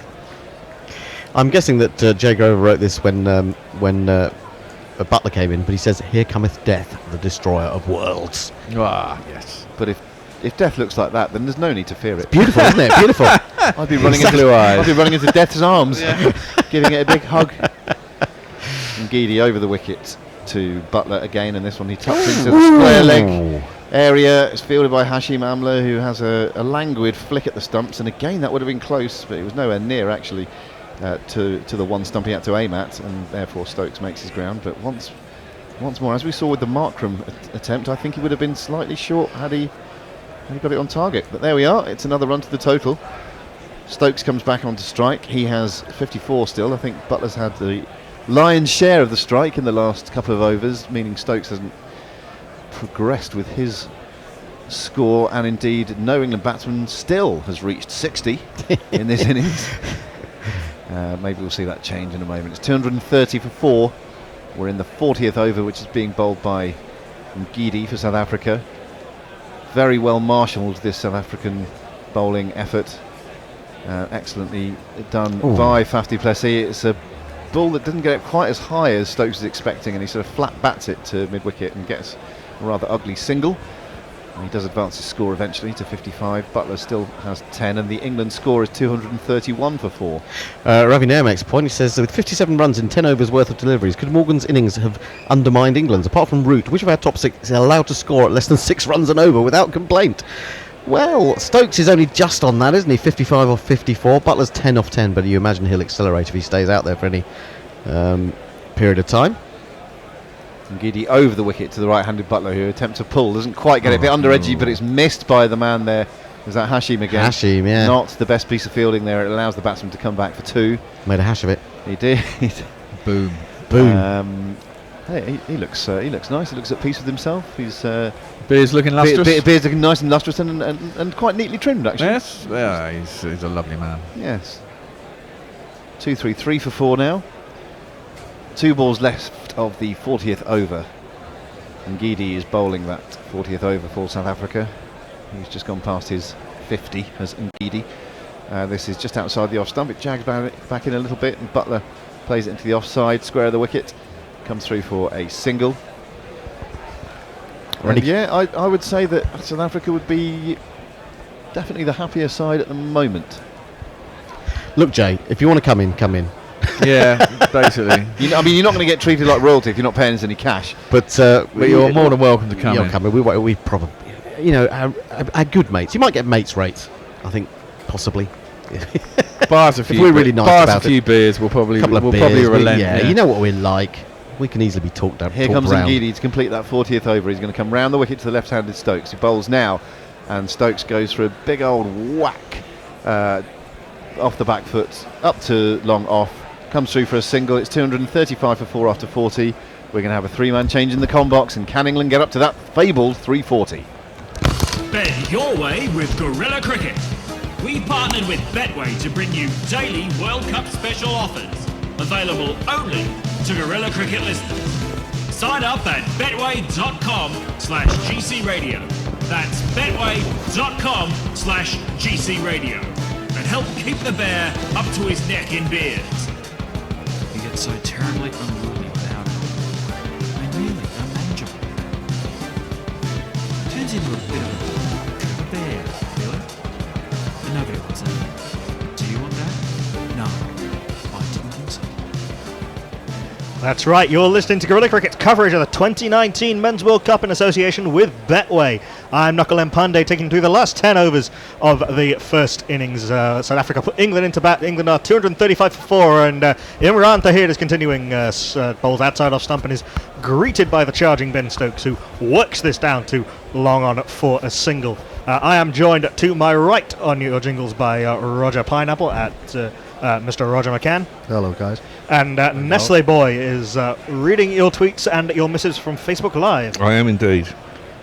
Imran Tahir's got 2 overs. In fact, sorry, he's got 1 over left after this. Ulungi Ngidi's got 3 overs left, as does Kaiso Rabada.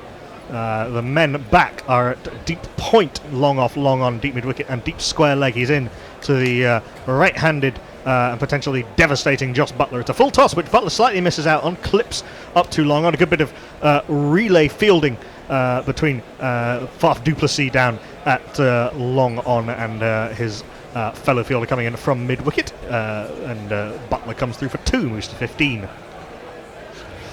Still hard to know who's on top, isn't it?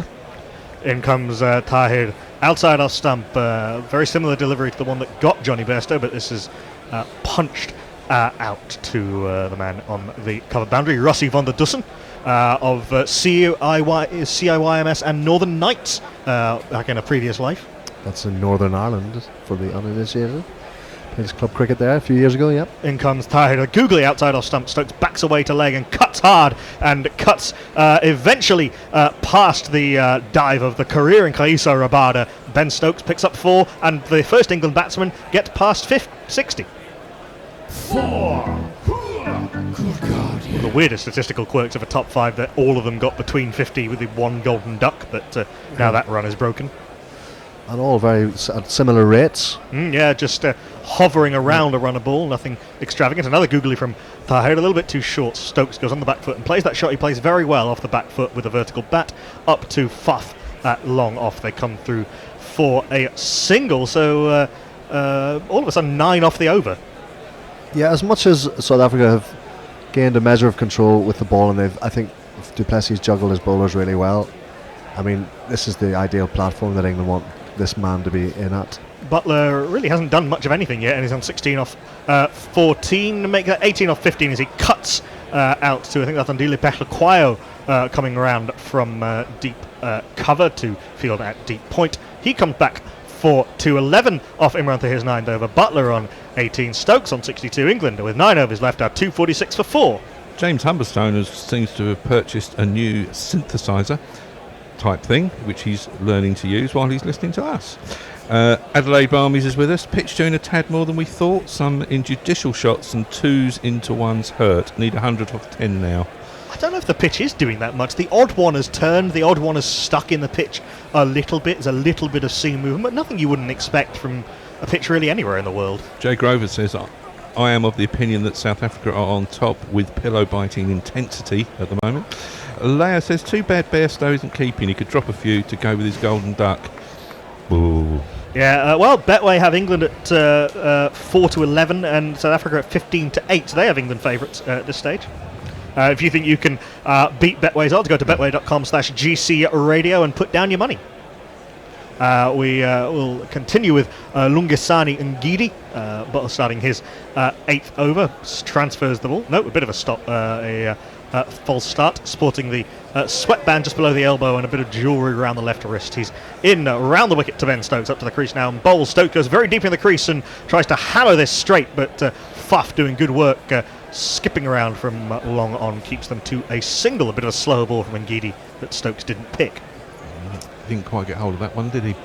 Some of the slower balls have stuck in the pitch a little bit, but I think the promised green top did not arise, Rog.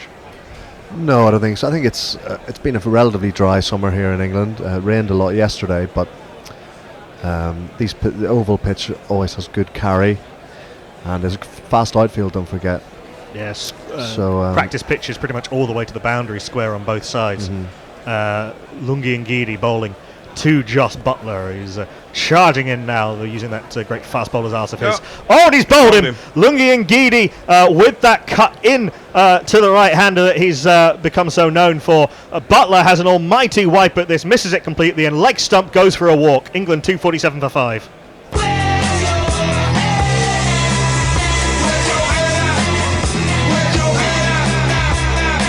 Butler's got fast wrists and all, but that was onto him a little bit too quickly. We're having a look at the front foot. Nothing to be alarmed about there. Ngidi with a fair portion of the heel behind the line. But Butler going for a pull shot. He was onto him too quickly, got cramped for room, and Lungi Ngidi forcing Butler to chop on horribly to the top of leg stump. Just Butler gone for 18 off 17 balls. Yeah, just an ugly shot. 16 balls. Ugly shot, really. I mean, wasn't that short, and it just wasn't a well executed pull. It was an ugly hack. Maybe trying to hit it too hard. His head, his balance gone, and his head maybe not over the ball. And yeah, good reward for just tight lines and the pressure, keeping England around this 6 and over. England won't get the charge from Joss Butler, but they might get it from their lusciously bearded number 7, who is number 8 or 9 on our jingle cart. Our beard shouldn't touch. Move over, AMLO. I like it too much. Move over, AMLO. You're one hairy dish I love unconditionally. It's Moeen Ali. Butler never really got going despite scoring 18 off 16. Didn't hit a boundary in that time. Yeah, that's unusual. Globoview says, made a bet on the game. Please tell my friend Toomey in Cape Town to pay up. £5 is £5. Pay up, Toomey. Come on. If you'd like to help us out, please place your bet at betway.com/GC Radio and follow the instructions contained therein. Moeen Ali, a man capable of scoring 50 ball hundreds, not a bad man to have at number 7. Lungi Ngidi, I think, is going to bowl this cross seam from round the wicket. It is back of a length and just stops in the wicket a little bit. Moeen with a lovely pair of bright blue gloves just runs this down to short third man, and there is no run. It's actually a slower ball from Ngidi that meant that Butler had to fetch it from outside off stump, and as you say, just lost his shape horribly. Threw the shot too early, and leg peg. out of the ground. Leia's laughing. Nitin Bajaj says the butler didn't do it, not this time. And the claps is on, says Way Way Pom Pom. And Guidi round the wicket, bowling full to Moeen Ali, who drops this into the offside. The jet-heeled JP Duminy coming around from backward point, flings the ball at the non-striker's end, but Moeen was always going to be safely home. He's off the mark. My first tweet from Ravi Nair today. Hello, Ravi. Oh, now we're fucked. The butler did it. And Adelaide Barmy said, told ya. And Jane with the Wire sent a picture in of her fancy new car, which has the radio on the dashboard there with Gorilla Cricket playing in her car. What Look a at fabulous that. advert Look for at both that. ourselves and the car. The car can find Gorilla Cricket. I hope that came as standard. I think all cars should have it as standard now. Or failing that, Nestle Boy. Yes. Penultimate ball of the 42nd over is a wide from Ngidi, which he tried to bowl cross seam well outside off stump. Stokes leaves it, and Bruce Oxenford spreads his beshielded arms. Wide. Winchy, if you found us, my friend from Kingston upon Thames. Give him a wave, everyone. He was with me last night at John at the Lexington. A man after Mog's own heart, I think, with his musical tastes. Ngidi turns at the top of his run. Ben Stokes facing up on 63 off 59. Awaits battle loft outside off stump. Another cross seamer from Ngidi out of the Liam Plunkett school. This one does skid on to Ben Stokes. He rides the bounce well though and runs it down to Imran Tahir at short third man. There's always a single to Imran Tahir pretty much anywhere in the field they come through for said single. England 250 for 5. They're 250 up with one ball left of the 42nd over. Do you think they've sent Moeen out there with the hurry on? I think Moeen's always going to be pretty fluent. Anyone coming into the 42nd over is going to be looking to pick up the pace. There's plenty of time for England to get up to 300 and a little bit beyond.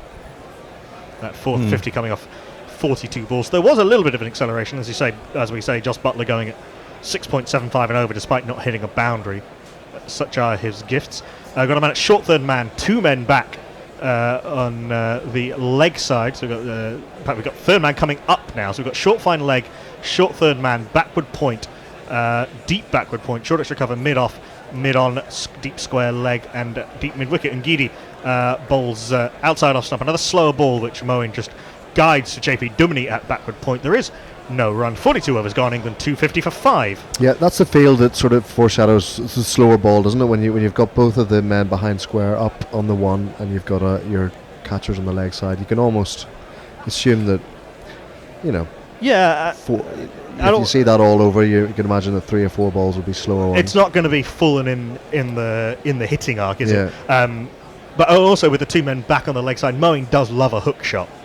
So it wouldn't be too surprising if Ngidi and Rabada bang the odd one in short. Yeah.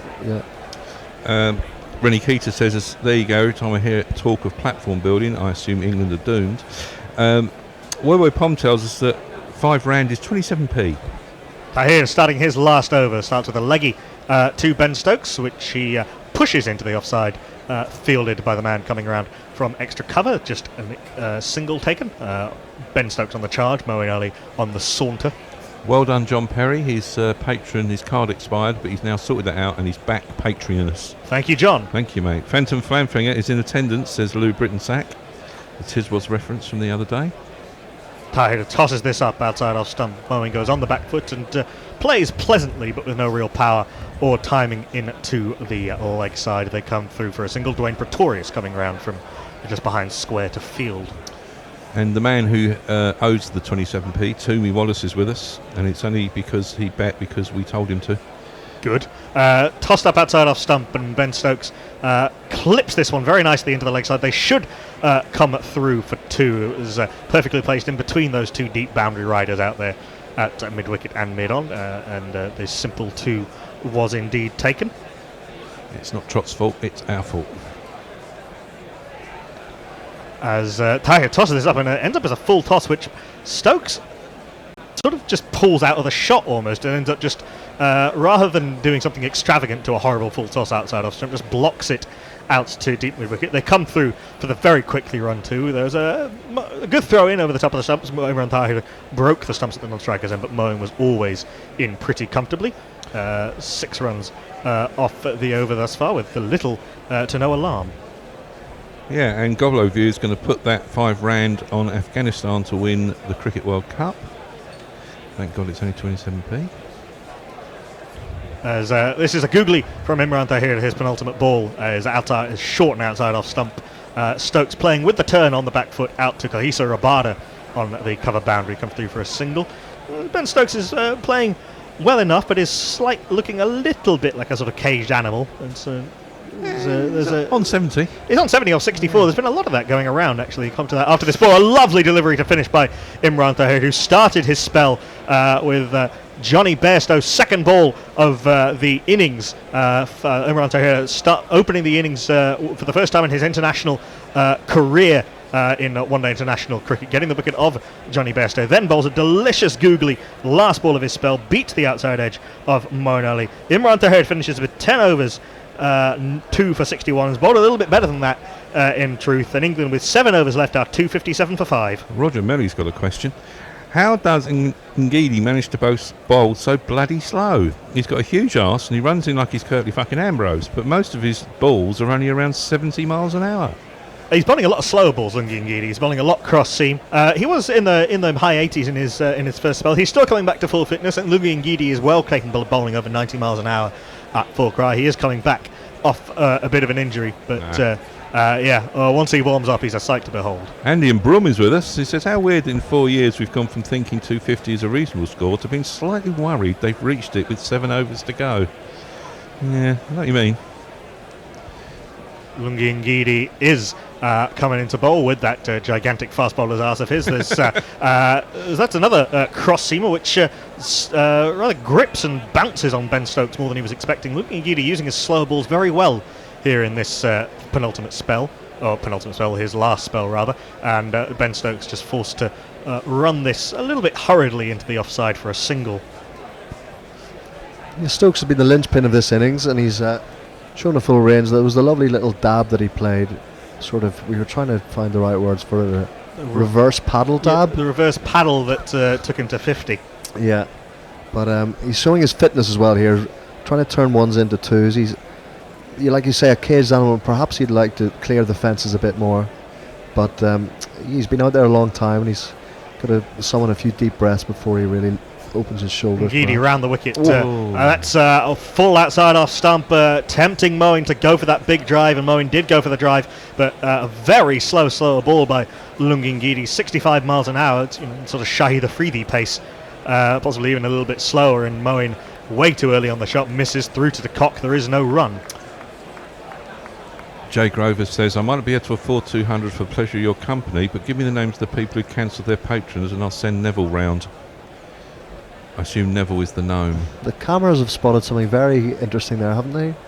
And Ngidi, another cross-seam slow ball, another big wipe from Moeen Ali, another miss, another dot ball.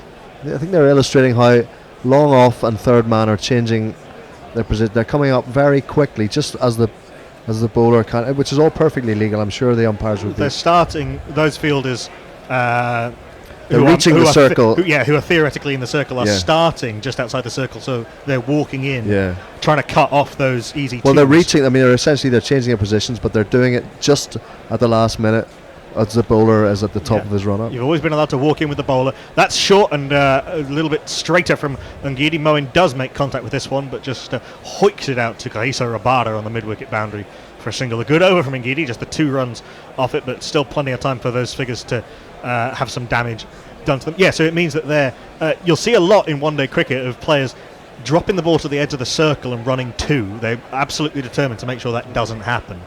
But it's more a case for the batsman will survey the field and have an imprint of the field in his mind, and then at the very last possible moment, South Africa are changing it. Another reverse from Ben Stokes, but horribly early on it, and it just spoons into the cover region, well short of Andile Peflukwayo, who's set there really for the properly hit drive, and so they come through for the single, but Ngidi's bowling these slow balls really, really well.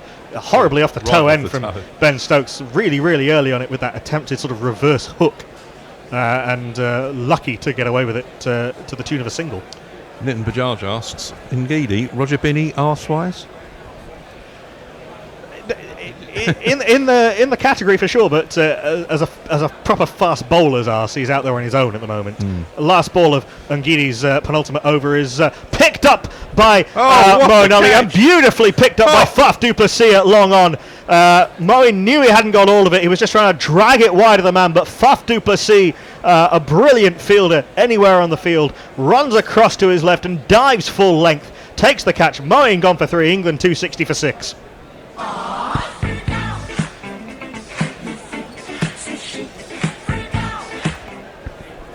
Well, we're freaking out about the quality of that catch. To go to his left, but he was doing it palms up, or fingers pointing up. Yeah, reverse cup. Yeah, while his body was horizontal to the ground. Moeen had set himself for another one of these slower balls, deep in the crease. Had picked it, but didn't, like you said, didn't quite get it out of the meat. That's why he dragged it to the left of long on. But du Plessis doing brilliantly to make that ground. Yeah, he's made up probably 10 metres there with the little run. He's seen it early and then made the ground, set himself for that dive, taken it with both hands, and made a very difficult catch look much easier than he had any right to. Yeah.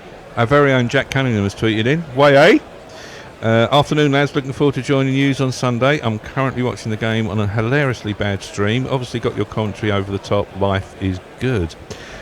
Jay Grover is back. Could someone more adept than I make a video of fast bowlers' arses, historical and contemporary, to the sounds of Sir Mix-a-Lot's eternal classic, I Like Big Butts? Yeah, I think that's a good idea. Do that. Brett Lee with a feature. Jimmy Anderson's got a decent behind. Chris Old, he's pretty chunky on the midriff.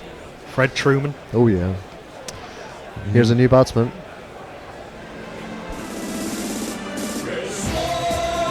He's on Instagram, and he's a Twitter fan.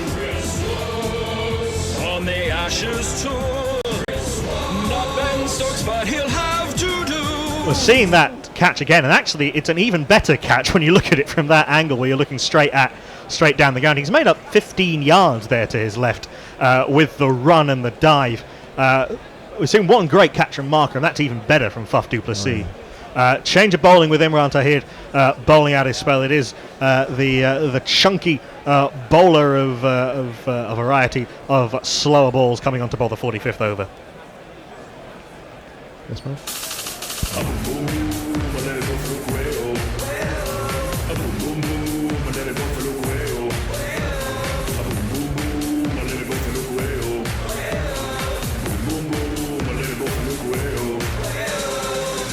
Just when you'd forgotten about the Out Here brothers, just time for that. Ripe for a comeback. Andile Peshluayo got the wicket of Jason Roy, which broke a partnership that was threatening to take the game away from South Africa, perhaps. So 1 for 30 off his 6 overs. Wokes is going to be on strike. We've got a man back at third man, backward point, a man back on the point boundary, extra cover, mid off, long off, mid wicket, deep square leg, short fine. Peshluayo starts with a full ball on off stump. Wokes drops the bat on it into the offside, and there is no run. A very handy player in his own right. Chris Wokes has a best of 95 in one-day international cricket, which he got against Sri Lanka a few years ago. There will be plenty worse number 8s in this tournament. Neymar Butlins said, you didn't read my last tweet out. I'm sorry. I'm thinking about complaining to my local gorilla, if not them, my pet terriers. It's 5:40 a.m. in LA, and I'm all in for the World Cup. Good man, Neymar. Yeah. Keep tweeting him, we'll read them out. Yeah, especially with that level of commitment, we certainly should be reading your tweets out. This is outside off stump. Wokes has a hack at this. Another slower ball. The South African bowlers have been very canny with their use of the slower balls and the cross-seam deliveries. This is a horrible bottom edge from Chris Wokes, which bounces through to Quinton de Kock. There is no run. Yeah, I was impressed with Peshluayo's first spell.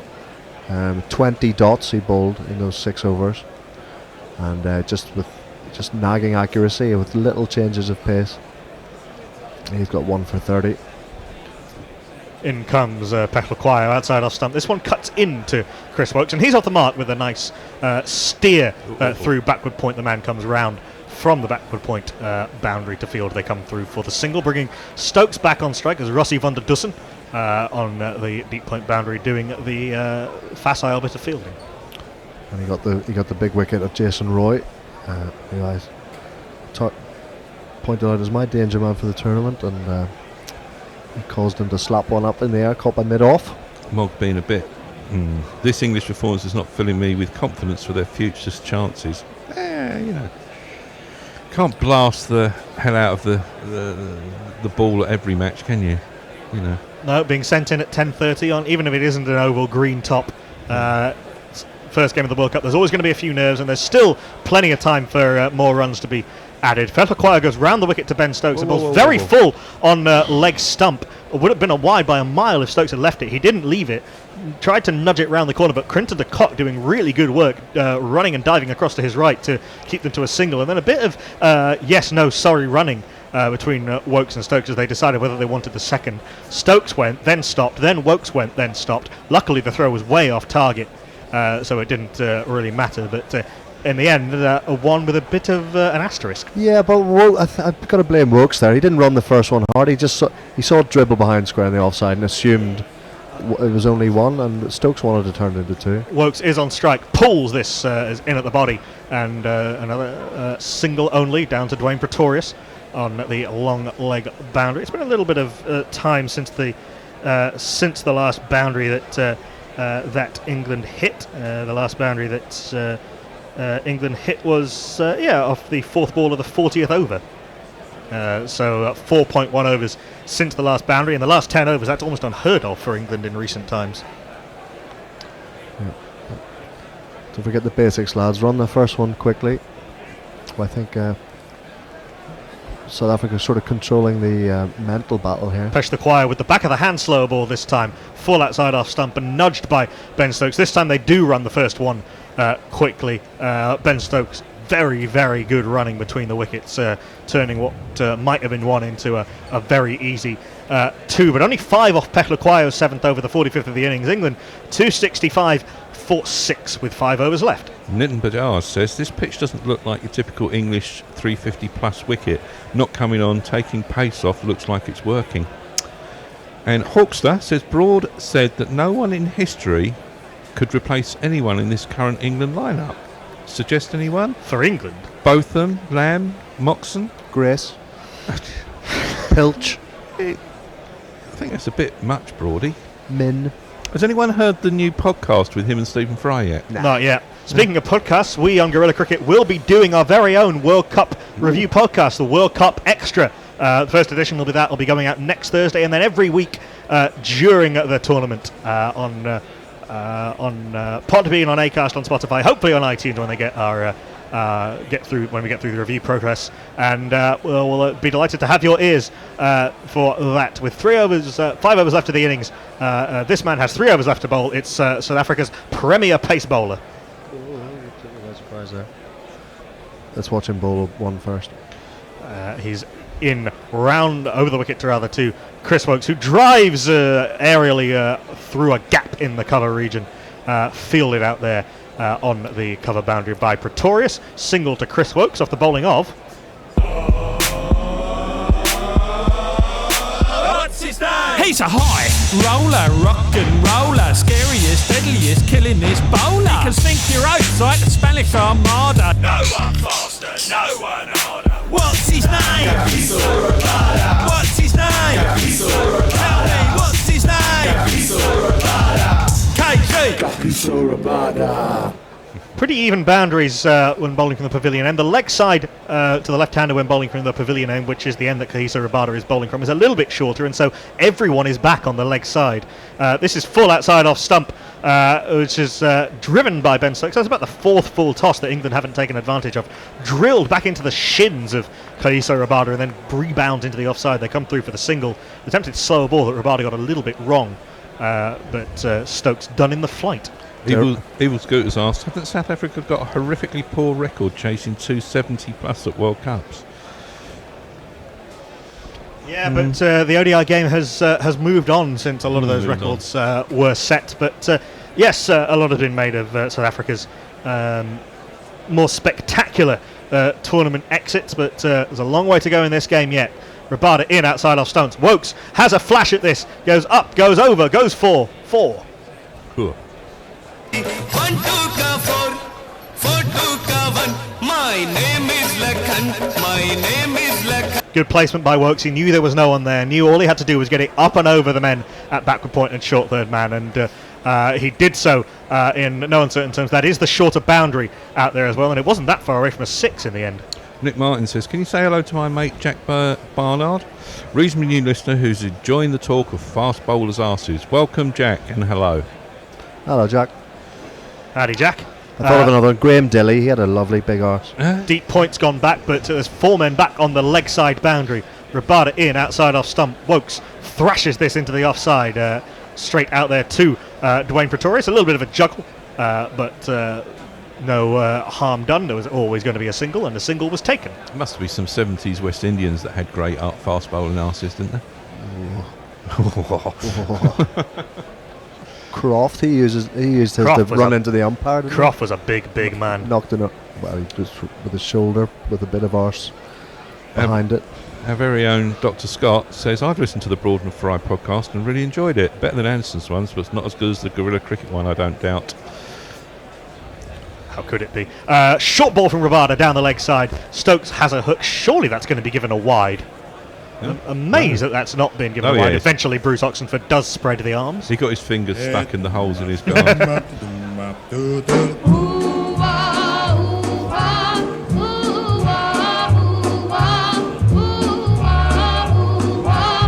Like when you go 10-pin bowling and you accidentally pick up a ball that's too small for you. Everyone behind you scatters. 8 runs off the over, including the wide. Still 2 balls left of it. Rabada in full, driven by Stokes. We're kind of off the thick inside part of the bat. It rolls down to the handsome Faf du Plessis down at long on. They come through for a single. On that Stephen Fry Broady podcast, I actually quite enjoyed it. There's some very interesting sort of behind the scenes insights from Broady. Broad's quite an interesting guy to listen to. He talks very well about the game and about what it's like being a professional sport athlete. And also Stephen Fry obviously is very good at interviewing people. But no, Broad comes up with some really sort of interesting stuff about the England team. That is hacked at by Christopher Roger Wokes, the most unorthodox shot he's probably ever played in his career, backing away to leg and trying to whip it into the leg side. It always looks a little bit unnatural when someone as orthodox as Wokes plays a shot like that, but to get him a single, and 10 runs off the over for England. It's the first decent over they've had in a while. 275 for 6 with 4 overs left, and Ben Stokes is calling for a change of bat. Woggs says, how could you fail the iTunes vetting? Have you heard some of the shit they let on there? We're just waiting. We're not failing. We're in iTunes. Well, they call it review. I call it purgatory. They just want to make sure you're sort of we're good eggs. We're looking forward to doing that.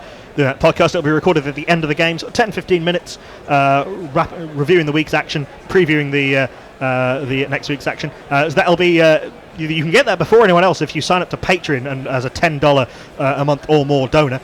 You get that ahead of time.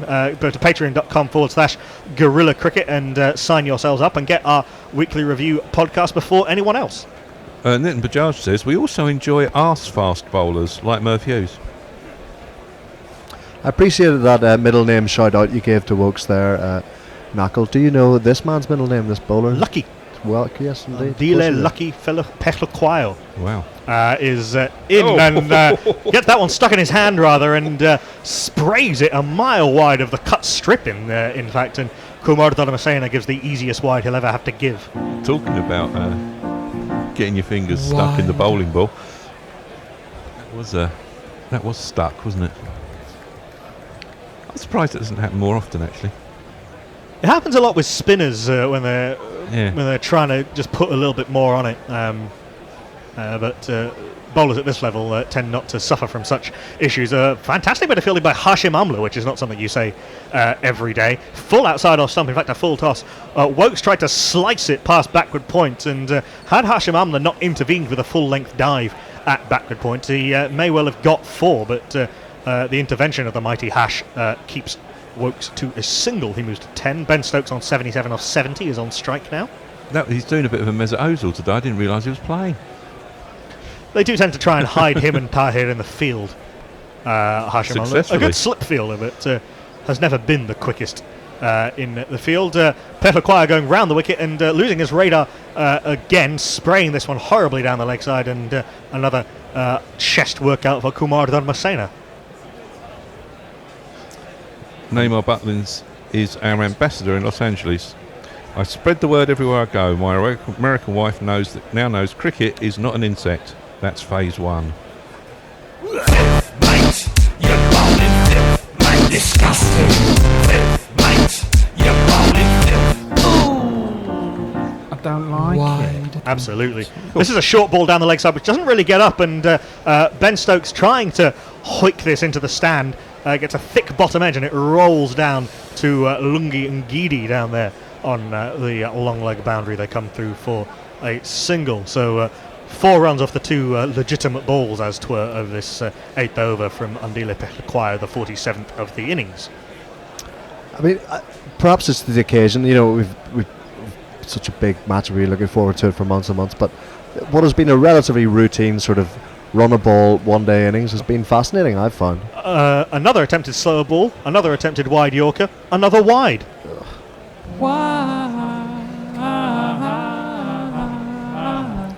Just a few overs ago, we were praising South Africa for their discipline and their the lack of extras that they'd bowled, and that one extra was a bouncer which flew over someone's head.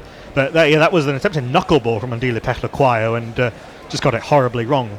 I think an indication of how difficult a ball that is to bowl. Yeah, interesting that he's bowls it with the seam up rather than a cross seam. That was a sort of cuttery type thing from Pehlequayo, running his fingers over the ball to attempt and get it to cut away from the right-hander. But nicely played by Wokes, just took the pace off it, got it past short extra, out to the cover sweeper. They come through for 2.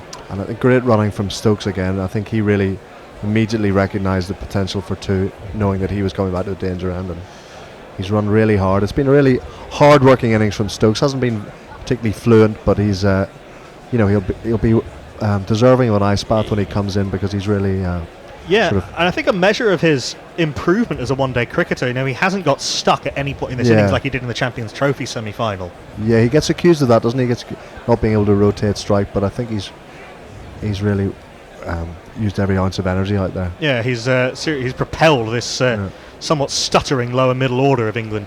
That's a full toss from Pehlequayo. That's again a full toss, not dispatched in the manner it should have been. Wokes drives, but doesn't time it very well. On the bounce to Faf du Plessis at long on. They come through for a single. And by the same token, you feel South Africa have worked really hard in the field to keep this around 6 and over, and but yet these 3.2 overs that are left could really go haywire. The 3 wides in this over have been a bit worrying. And I don't know if Pehlequayo will bowl another one after this. That's a length delivery at full pace, which is about the first one that South Africa bowled in the last 20 overs. Stokes can't take full toll of it, though, and in fact it wasn't at full pace. It did just stick in the pitch a little bit, maybe why Ben Stokes didn't time it very well. On the bounce out to deep mid-wicket, they come through for a single, and 1 ball left of this interminable over. Mogg says Viv Richards had an especially arrogant, belligerent and powerful arse. It was. There was some fun footage of him at the opening ceremony yesterday, trying to whack deliveries with a quick cricket bat. Last ball of the over is a good one from Pehlequayo, a Yorker which Wokes digs out. Pehlequayo's claiming the return catch here. I don't think anyone else is that interested. I think de Kock thinks it's out as well. Pehlequayo claimed it immediately. It was a full delivery which Wokes dug out. In real time, I thought it had bounced short of Pehlequayo, but we were blocked by the diving bowler. It would be a phenomenal catch if he's pulled this off, diving low to his left. They are going to have a look. This will be interesting. Josh Holland says, glad to see it's not just me that struggles to get the ball on the cut strip. And Pseudo Gulty, I think Ngidi's big arse is accentuated by the way the new kits are stitched these days. That said, he is a big man. He is indeed. It is not a no ball from Andile Pehlequayo. It'll be Pistol Paul Rifle who is doing the work. Winner of the 1999 World Cup, the last one that was held in England. The soft signal is not out, so there'll have to be conclusive proof that this did carry and that it wasn't a bump ball. It's very difficult to tell from this angle what is going on. We're seeing this from side on. It's bounced well short of Andile Pehlequayo. Fair enough that he couldn't see it. Not quite sure what de Kock was playing for. Playing at. It was legitimately in the air. It wasn't a bump. It got it on the Yeah, very I think short another volley. slow ball that sort of dipped on Chris Woakes. But there's no need to keep looking at that because he quite clearly hasn't caught it. So please get on with the game. You can see from side on. You can see from that first side on angle. It's not. It's not carried. There you go. Nitin Bajaj says in Hyderabad that is pronounced, and this is completely true, a knackle ball. You've got a ball named after you. A knackle ball. Roger Melly says it's hard to get past Merv Hughes in the arse department, although it's not as obvious because he's balanced out by the size of his gut. Yeah, see also Mohammad Shahzad, who is just enormous. We're very much looking forward to Afghanistan, Australia on Saturday. I don't know if you think Afghanistan are looking forward to it.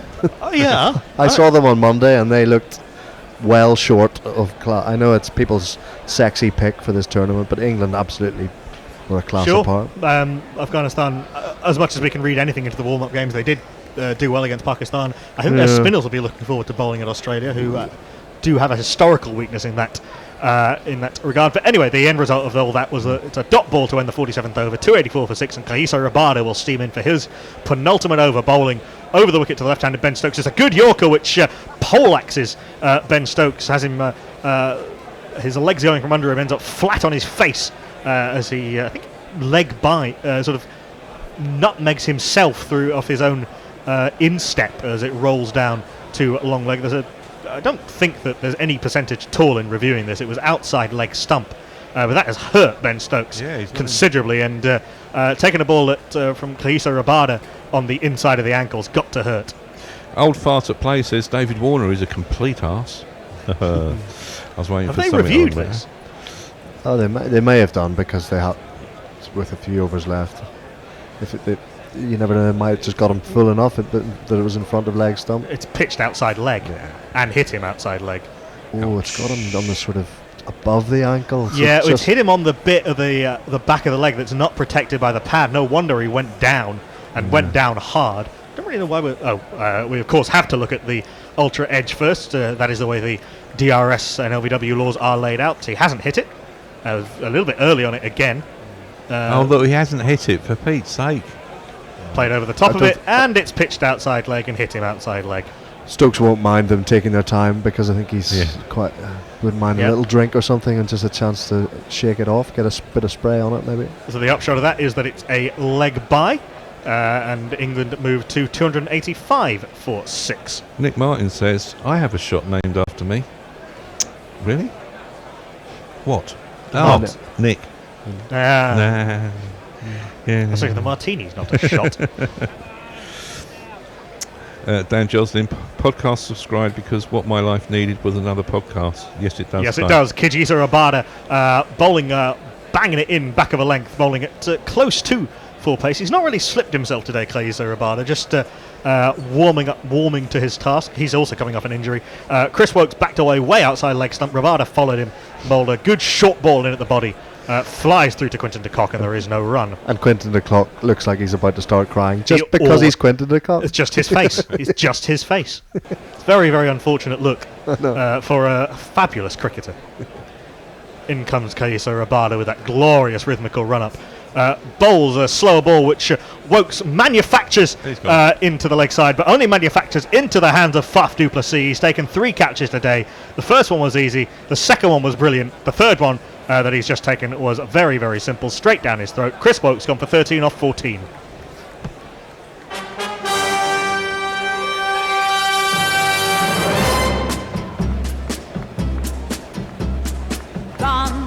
A lesson here perhaps for England's bowlers, the change of pace working again for a South African bowler.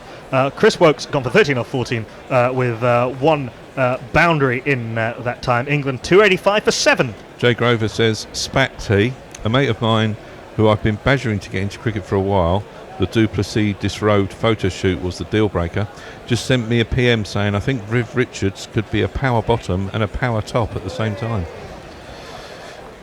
The man was powerful. It's not easy being a cockface, says Jeff Perkins.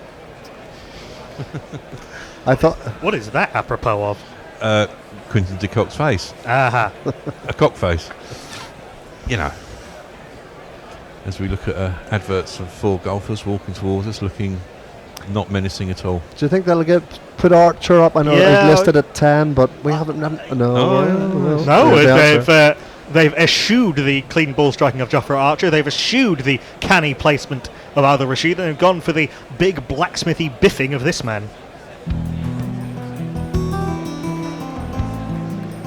I played tests in the old set, brought up the drinks in 08.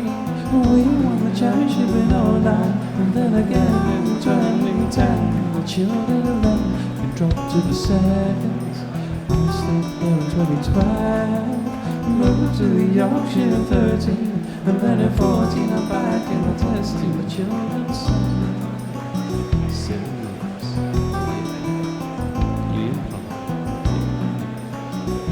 12 years since he played his last World Cup game, played in the 2007 World Cup when he was just a wee man of 2 years international experience. He won't be on strike as the crossed while that ball was in the air, and that's a fabulous shot by Ben Stokes. Picked the slow ball early, waited for it, guided it in front of the man on the cover boundary for 4.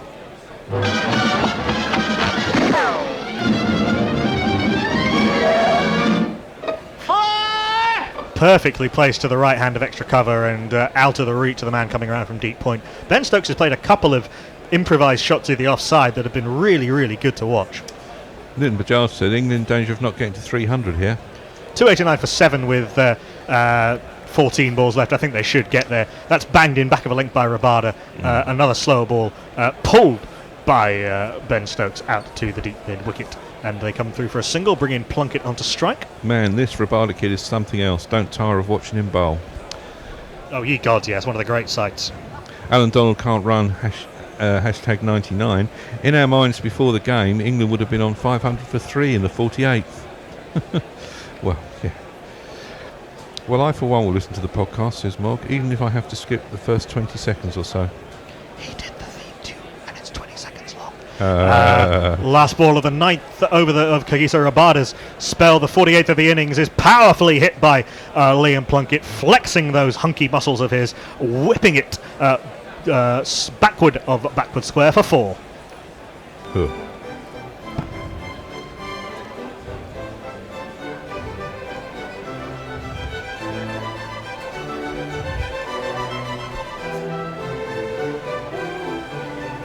Pulled off his nose powerfully by Plunkett. Yeah, it was always the no look. He sort of pulled his head away, flint off like to that, but nailed it. Hawkster says, De Cocker's a crying face. What about Watto? Permanently looked like he needed a Kleenex. Yeah. Oh yeah, those wet shining eyes. Both damn fine cricketers. Oh yeah. Well, we're on century watch for Stokes here, aren't we? Got 12 balls available to him, 16 runs to get. Yeah, and he'll be on strike for the start of the 14th. What have we got left in terms of bowling? Kaiso Rabada's got one left, and as does this man who's coming into the attack for the very expensive Andile Pehlakwayo. But the big man with the big arse has not started any better. Short and horrible down the leg side. Pulled away fine by Ben Stokes. Past short fine leg for 4. And if you kids can't listen, then you bound to see the way you get shot for crossing a boundary. My mate Winchy says 317. Might not be a bad call. Yeah. Do we have a jingle for the big man? The big strapping fast bowler who's come back into the attack to start his last over, the 49th of the innings. Yeah, why not?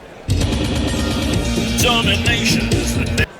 Lungi Ngidi back of a length, and Stokes giving him the charge, but Ngidi saw him coming, threw in the slower ball short of the length, and Stokes can only slap this to mid off for a single. Let's hear the rest of Game of the game. In cricket or life, they're both just the same. So go get the guy who can turn the day. Let's play Lungi Ngidi. Let's play Lungi Ngidi. Yeah, some England should now easily get to the 300. Yeah, and it's 299. Yeah, 299 with 10 balls left. And this is the thing about England. You know, it's not about the scoring 430, 450. It's about the fact that they can score 300 plus not even close to fourth gear. Yeah. And Guidi goes wide of the crease, bowls outside off stump as Plunkett walked across his stumps. Good adjustment from Ngidi. It won't be a wide because of how far Plunkett had gone outside off stump, trying to go for the big hoik over mid-wicket. Plunkett's remit is pretty clear, but he missed that one. Through to Quinton de Kock it goes. There is no run. Yeah, good umpiring that, because he'd gone outside off stump just before it was delivered. This one passed well outside that blue guideline. It passed over the toe of the bat. Yeah. Plunkett faking to back away, but stays in line and drives this full delivery powerfully, but with no real timing on the bounce too long off. They come through for a single.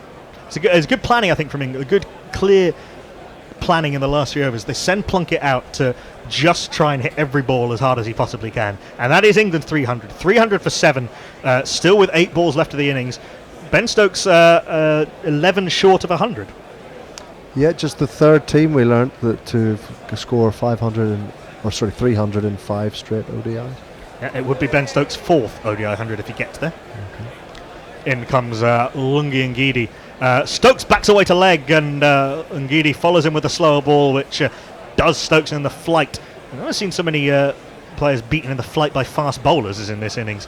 Has a wipe, his bat goes way over the top of the ball, and it goes between bat and pad through to Quinton de Kock. There is no run. Mogg says Warner is, amusingly enough, a Bradnam face. Come on, Mogg, you know I can't say it. Stokes, I think there's an element of fatigue in that. You saw a huge splash of sweat coming out of his helmet with the exertion. The reverse hook is the downfall of Ben Stokes this time. It will be no 4th one international 100, but a fine innings by Ben Stokes. 89 off 79. It was banged in short by Ngidi. Went for the reverse hook, trying to go up and over or just to the side of short third man, but picked out his man. Hashim Amla takes the simple catch. Another wicket for Lungi Ngidi to end his spell, a third for him. He's 10 overs, 3 for 66 for Lungi Ngidi, but the oval rises to Ben Stokes as it should. 1 over left, England 300 for 8. Now you're gone.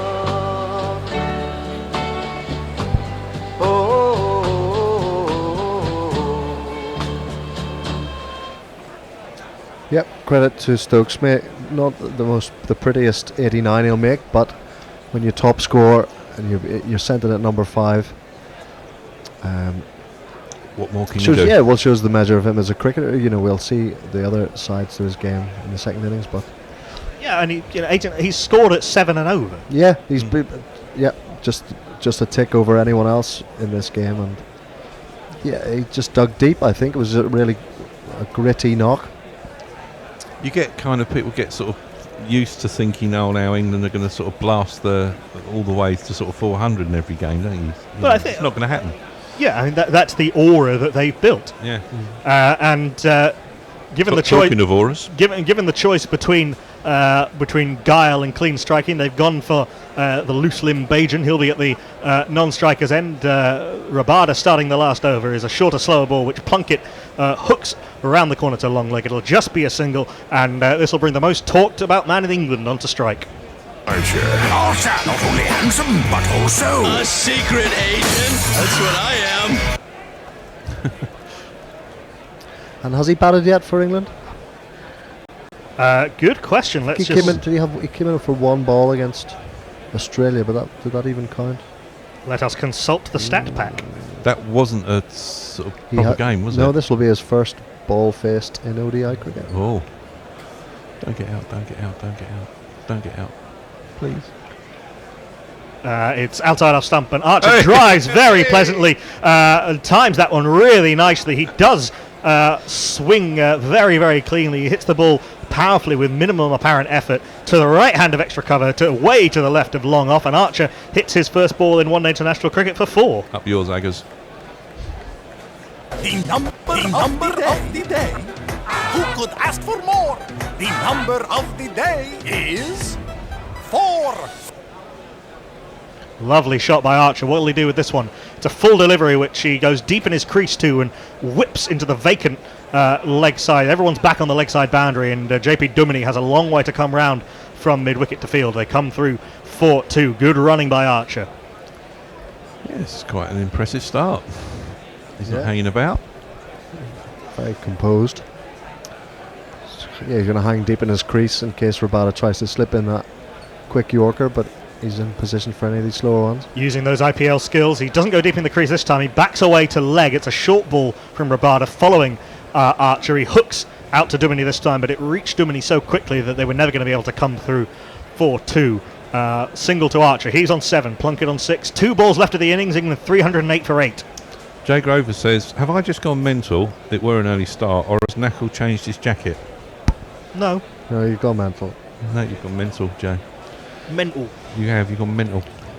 In comes Rabada. Penultimate ball of the innings is full. Very good Yorker, and Plunkett trying to hoik this into the leg side. Gets a Gotta thick run inside too. edge. They will run to Dwayne Pretorius. Had a long way to come in because that ball just dribbled to the edge of the 30-yard circle.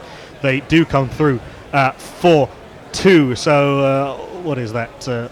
5, 7, 8, 10 runs off the 5 balls of this over thus far. I think South Africa will be relatively happy with that, and I think you've just got to run off this last over ball, whatever happens. We've got a new listener from South Africa, Ariel Cohen. Liking the Immortal Technique jingle, was my favourite rapper when I was 13. Last ball of the innings is full, ends up as a full toss. Plunkett drives up to mid-off. He'd given up on his dive/run to the non-striker's end as the throw came in from mid-off, but the throw missed. They come through for a single, and a little bit of late acceleration in combination with an excellent innings from Ben Stokes means that England finish on 311 for 8. South Africa will need 312 to dethrone the host, to dethrone the world number 1 and start the World Cup off with a bang. What do we think? I thought it was a fascinating innings of cricket. I think it was rose to the occasion. I think these two are among the favourites, and I think they showed why. England, South Africa pulled a rabbit out of the hat with that first over from Tahir, got rid of the high-flying Bairstow first ball, but then Joe Root came and showed his class, got England ticking. Jason Roy was looking really dangerous, and then those middle overs, South Africa winkled a couple out, wrestled the initiative back themselves. Then you had Morgan and Stokes with a partnership of 106. Stokes going through to bat nearly all the way through, the top score of 89. Morgan battered 3 sixes, showed his clear-eyed intent to lead his side in his image, and all the while du Plessis shuffled his bowlers, and the seamers bowled with a lot of craft, and they chipped away, and 311 for 8 is just a measure of how evenly matched it was, but a fascinating narrative throughout the whole 50 overs, I thought. Yeah, I think it was a really good battle throughout. South Africa, as you say, using their variations, summed up the conditions really well, I think. Bowling a lot of slower balls, bowling a lot of cutters, bowling a lot cross seam. We'll go through the card before we throw to Hendo. And are you being joined by anyone else, Hendo, for our and Grubby for our throw to South Africa? We are simulcasting, and why don't we and we'll link up with our friends in South Africa. But the first man to go, Johnny Bairstow, a golden duck caught by Quinton de Kock off the bowling of Imran Tahir. That was second ball of the innings. Then a partnership of 108 between Jason Roy and Joe Root was ended when Jason Roy tried to drive Andile Pechlaquai buck over his head, got under it and was caught by Faf du Plessis. He went for 54 off 53. 4 balls later, Joe Root slapped Kaisa Rabada straight to JP Duminy for 51 off 59. Then there was that partnership of 106, as Rog was saying, between Owen Morgan and Ben Stokes before Owen Morgan mistimed a hoik into the leg side and was brilliantly caught by Adrian Markram, running in from long on and diving full length off the bowling of Imran Tahir. He went for 57 off 60.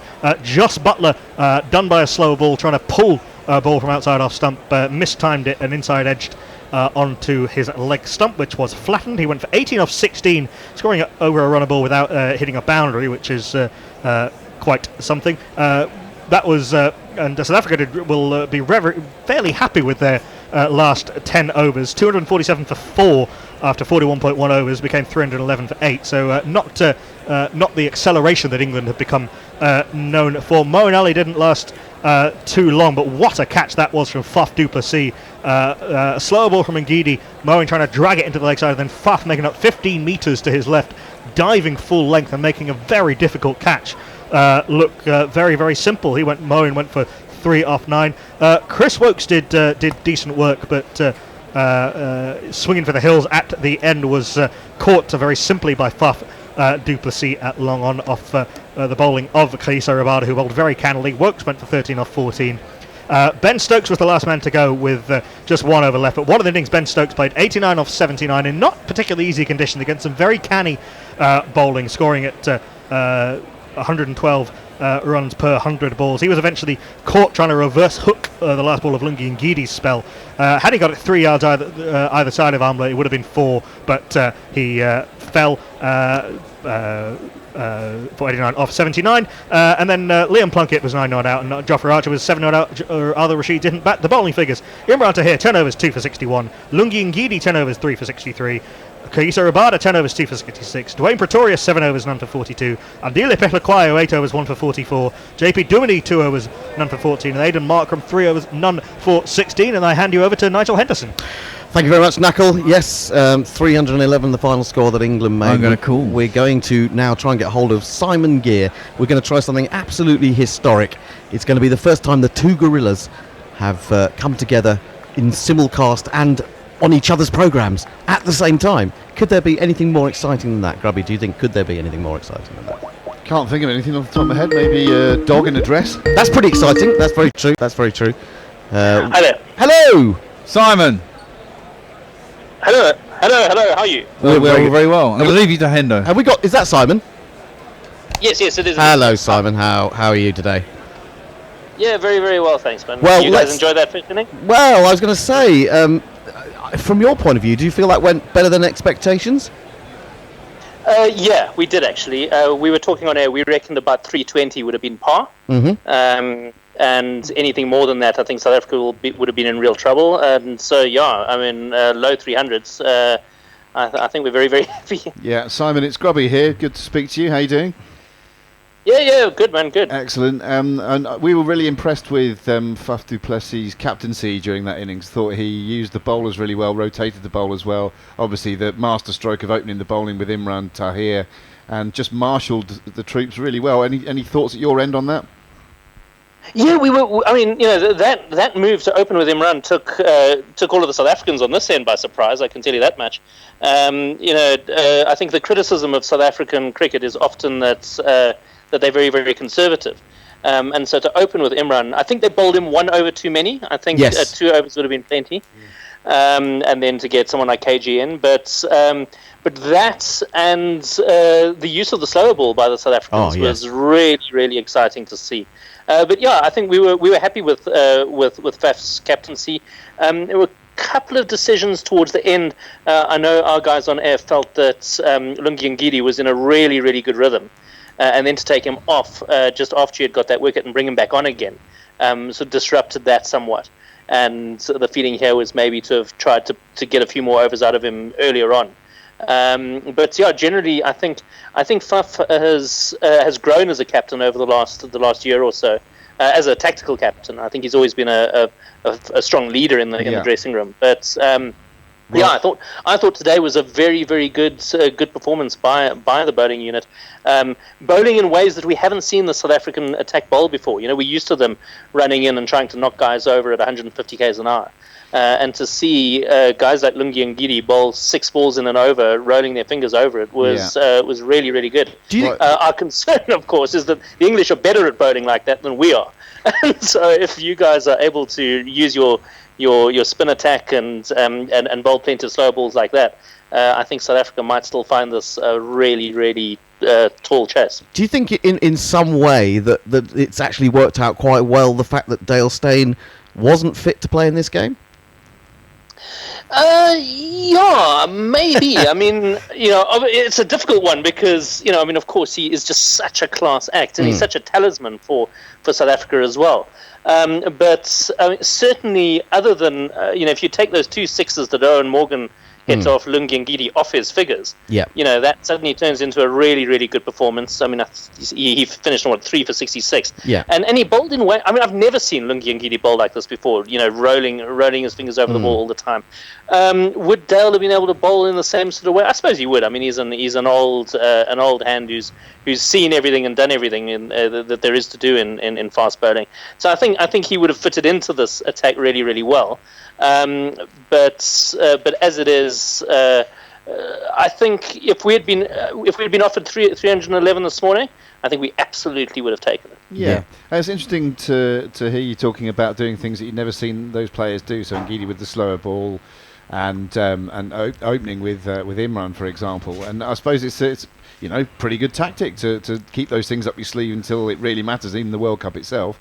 I mean, we've had some fairly lengthy discussion here about whether, I mean, I've certainly been advocating for ages that teams should always open with a spinner against Jason Roy and Johnny Bairstow at the top of the order, just because they're so destructive against seam bowling in those early overs of an innings. So in one respect, it's not that surprising. Yeah. But it's something that South Africa have never tried before, I don't think. With Imran opening with the first over, I don't think it's ever happened before. Yeah, we've done it occasionally in T20s, I think. Sure, T20s. But yeah. I don't recall off the top of my head, seeing us do it. Certainly not in a big game like this. I mean, this game. I mean, I'm sure it's the same in the UK as well. The cricket fraternity here has been counting down the minutes literally over the last month to this game. I mean, in fact, ever since the draw was made and we saw that this was going to be England South Africa to start the World Cup. I mean, what a juicy fixture it's been. How do you guys feel about the total? Are you? Do you feel that that's par? No, well, I personally think it's a little under par. I think maybe 330. I think I'd have felt happy with. But I think you just have to give credit to the bowling attack. Really, one thing that struck me is that despite the fact that Ben Stokes has finished up with 89 off 89. More than a run a ball. You never felt he was really timing the ball that well, and I think that was down to the fact the constant changes of pace, the slower balls, the Yorkers, the back of the hand, the knuckle balls. He just never seemed fluent at any real point. Yeah, I'd say that South Africa sort of controlled the pace of the game in both a literal sense of the pace of the ball, if you like, and also with those rotations.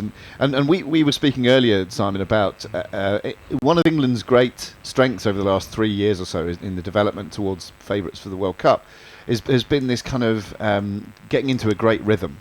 And part of that rhythm is dictating the pace of a batting innings right from ball one. And of course, when you lose a wicket, second ball of the match, that throws you off. And so anything that can knock England off those rhythms, which South Africa certainly did today, is going to help your cause. And I just think that throughout the innings, Faf and the team just dictated the kind of the pace of the innings. To your original question, I think it's kind of a slightly in between score. I do think we've been a bit spoilt with the number of massive totals we've seen England either chase or post in the first innings over the last certainly 12 or 18 months. And I still think any time you score over 300 in ODI, it puts you firmly in the game, and it's a really competitive total for the opposition to look at. And our friends at Betway have England still as 8-13 favourites for the game. I think you can back South Africa at 6-5 against. So, I think it's going to be close, but they've probably got it just about right, the old bookies. They often do. Yeah, Simon, can I just ask you about the part-time spinners that we saw? I mean, Duminy, obviously, he's not. It may be in some ways slightly offensive to call him a part-time spinner. He does a lot more than that. But Markram we knew nothing about really as a bowler. And I got the impression around that time that Morgan and whoever was with him at the time, was it Stokes at that point, that they were really struggling to play big shots against them, because maybe they were just fearful of getting out to sort of what they would consider inferior bowlers. Did that come across to you at all? Definitely. I mean, we thought, watching it at the time, we thought that those overs were going to be crucial. The comment we made was if South Africa can burgle 3 or 4 overs at under 6 and over here, it'll just help put them really in the game, and that's exactly what happened. I think Aiden Markram in particular surprised all of us. We've hardly seen him bowl in ODIs. He's done quite nicely at county level this season. I think he's taken a 3 for or 4 for at some point. But to just really bowl, looping little offies and keep it at, I think he was kept about 4 and over for a period, at a period where I think England could have been looking to go along at 6 or 7, That was really, really valuable. JP Duminy is one of these guys who really does blow hot and cold. You know you're going to get a bad ball and over out of him. And so certainly was it the second or third over where he went for a series of singles and then a 4, and suddenly you've got 10 runs off him, no problem. I think this is very much like the South Africa of the early 2000s, where we have to cobble together a fifth bowler. Yeah. And today that fifth bowler went for under 60. So that's great from South Africa's point of view. Very, very happy for it. Yeah, I agree with your assessment of Ben Stokes' innings. He never looked comfortable, and you could see it in the shots he was playing in between balls. Yeah. You could see that he was intending to do things that he just wasn't really looking able to do. And South Africans are terrified of Ben Stokes. I mean, we've seen him absolutely brutalise us. So are people in Bristol. Yeah, I mean, not even the South Africans are hanging out in nightclubs. But I mean, we've all seen him absolutely smash us at test level, but also in ODIs. So to sort of keep a bit of a lid on him today was really, really quite nice. And as you say, I mean, his numbers, nothing wrong with his numbers. No. 80 odd at more than a run a ball. I mean, you can't complain. No. But he never looked good. And watching him you feel he's like a ticking time bomb. Like he's gonna just go ballistic at some point. And today he never really launched. No. So yeah, I mean, our commentary team were very, very happy about that. Obviously, I think South Africa got really important wickets at really vital times. I think if Owen Morgan had been around for another half an hour, he was beginning to look seriously dangerous. Well, also getting Roy and Root so close to each other, which meant that we had 2 new batsmen coming to the crease basically within sort of 10 minutes. That was a big boost, I imagine. Yeah, it was indeed, and I mean, I've never seen our commentary team celebrate wickets. Unlike us. Yes. I was sitting in our tweet seat watching. You guys against the Aussies, In fact, I mean, such as the there's been quite a lot of fear around this game because we've just watched England. I mean, be indisputably the best ODI batting side that's ever lived over the last 18 months or so, and we'd all discussed it beforehand and said we've got to win the toss and we've got to bowl first because England will chase anything that we post. And so the cheer that went up in our studio when the toss was called correctly, I've never seen that happen before. And so I think that sort of got South Africa onto the right frame of mind straight away. And then, of course, that first wicket, I mean, what an absolute gift to be able to get Bairstow out early. Oh, incredible boost that must have been. Just a sort of a question that leads on from talking about the part-time spinners, really, was talking of sort of cheers that you may have let out when you heard about the toss.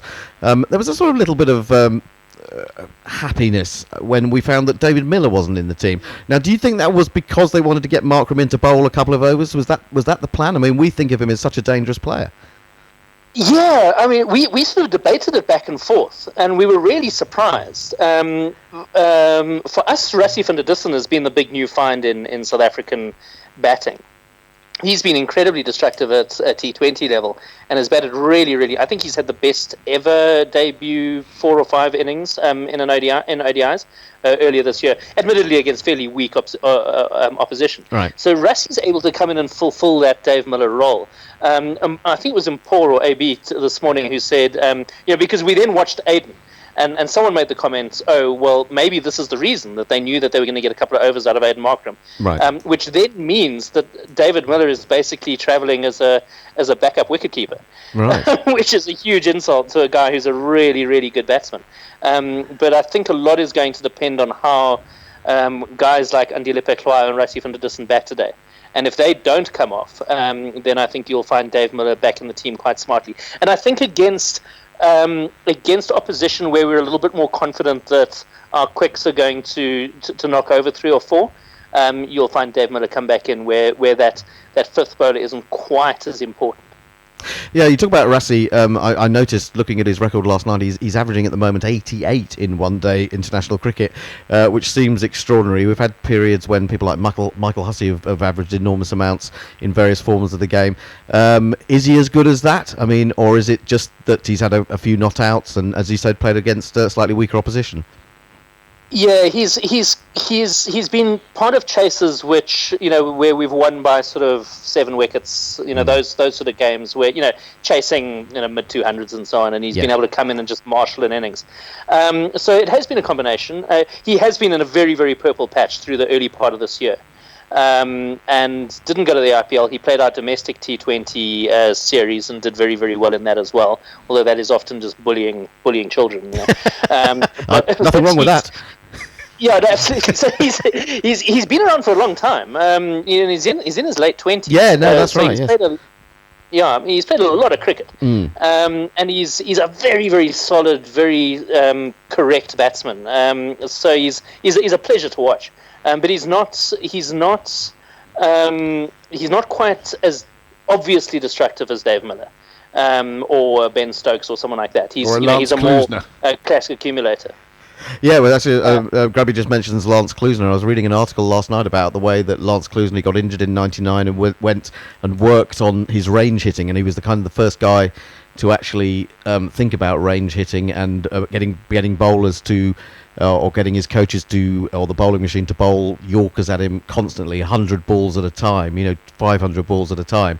It's quite interesting that now we have this this ability, or all these players have this ability to hit so well.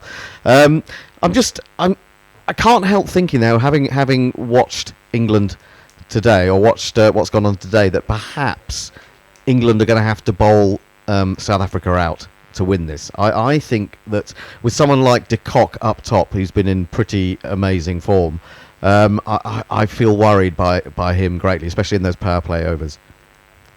Yeah, I think South Africa is brittle. We know that if we're going to progress in this World Cup, we have to bowl sides out fairly cheaply. I mean, that's the way that we're going to be winning these, and. We haven't also had the opportunity to score over 300 very often recently. We've tended to, when we're chasing, bowl sides out for mid to high 200s, and that's a completely different type of chase.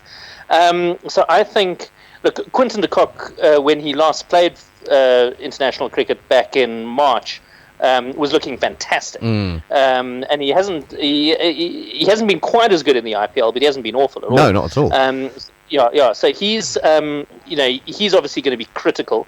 Who knows what sort of form Hashim Amla's in? He's scored a couple of 50s now in the warm-ups, which has been everyone's been thrilled about. He's quality, mate. The entire country just talks about Hashim Amla constantly, because he is very much if he scores 100, he'll start off fairly slowly, but by the time he gets to 100, it'll be a runner ball. Yeah. And it'll be an anchor around which other guys can play. So I think that's absolutely critical. But then we've seen that once we get into the middle order, guys like JP Duminy haven't been in great form.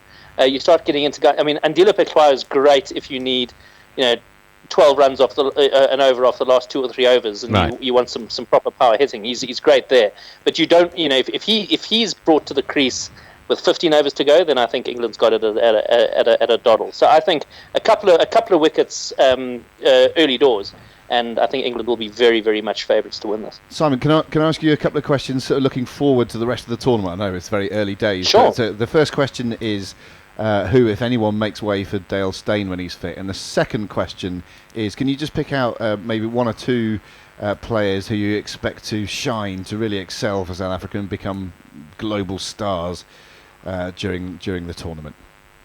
So let me answer the second one first. Graham Smith gave a talk, I think it was in India actually, around about the beginning of the season, of the Southern Hemisphere season, where he said, he was asked a similar sort of question, and he said that there are 2 guys in South Africa who really need to step up to the plate, and they're Quinton de Kock and Chris Morris.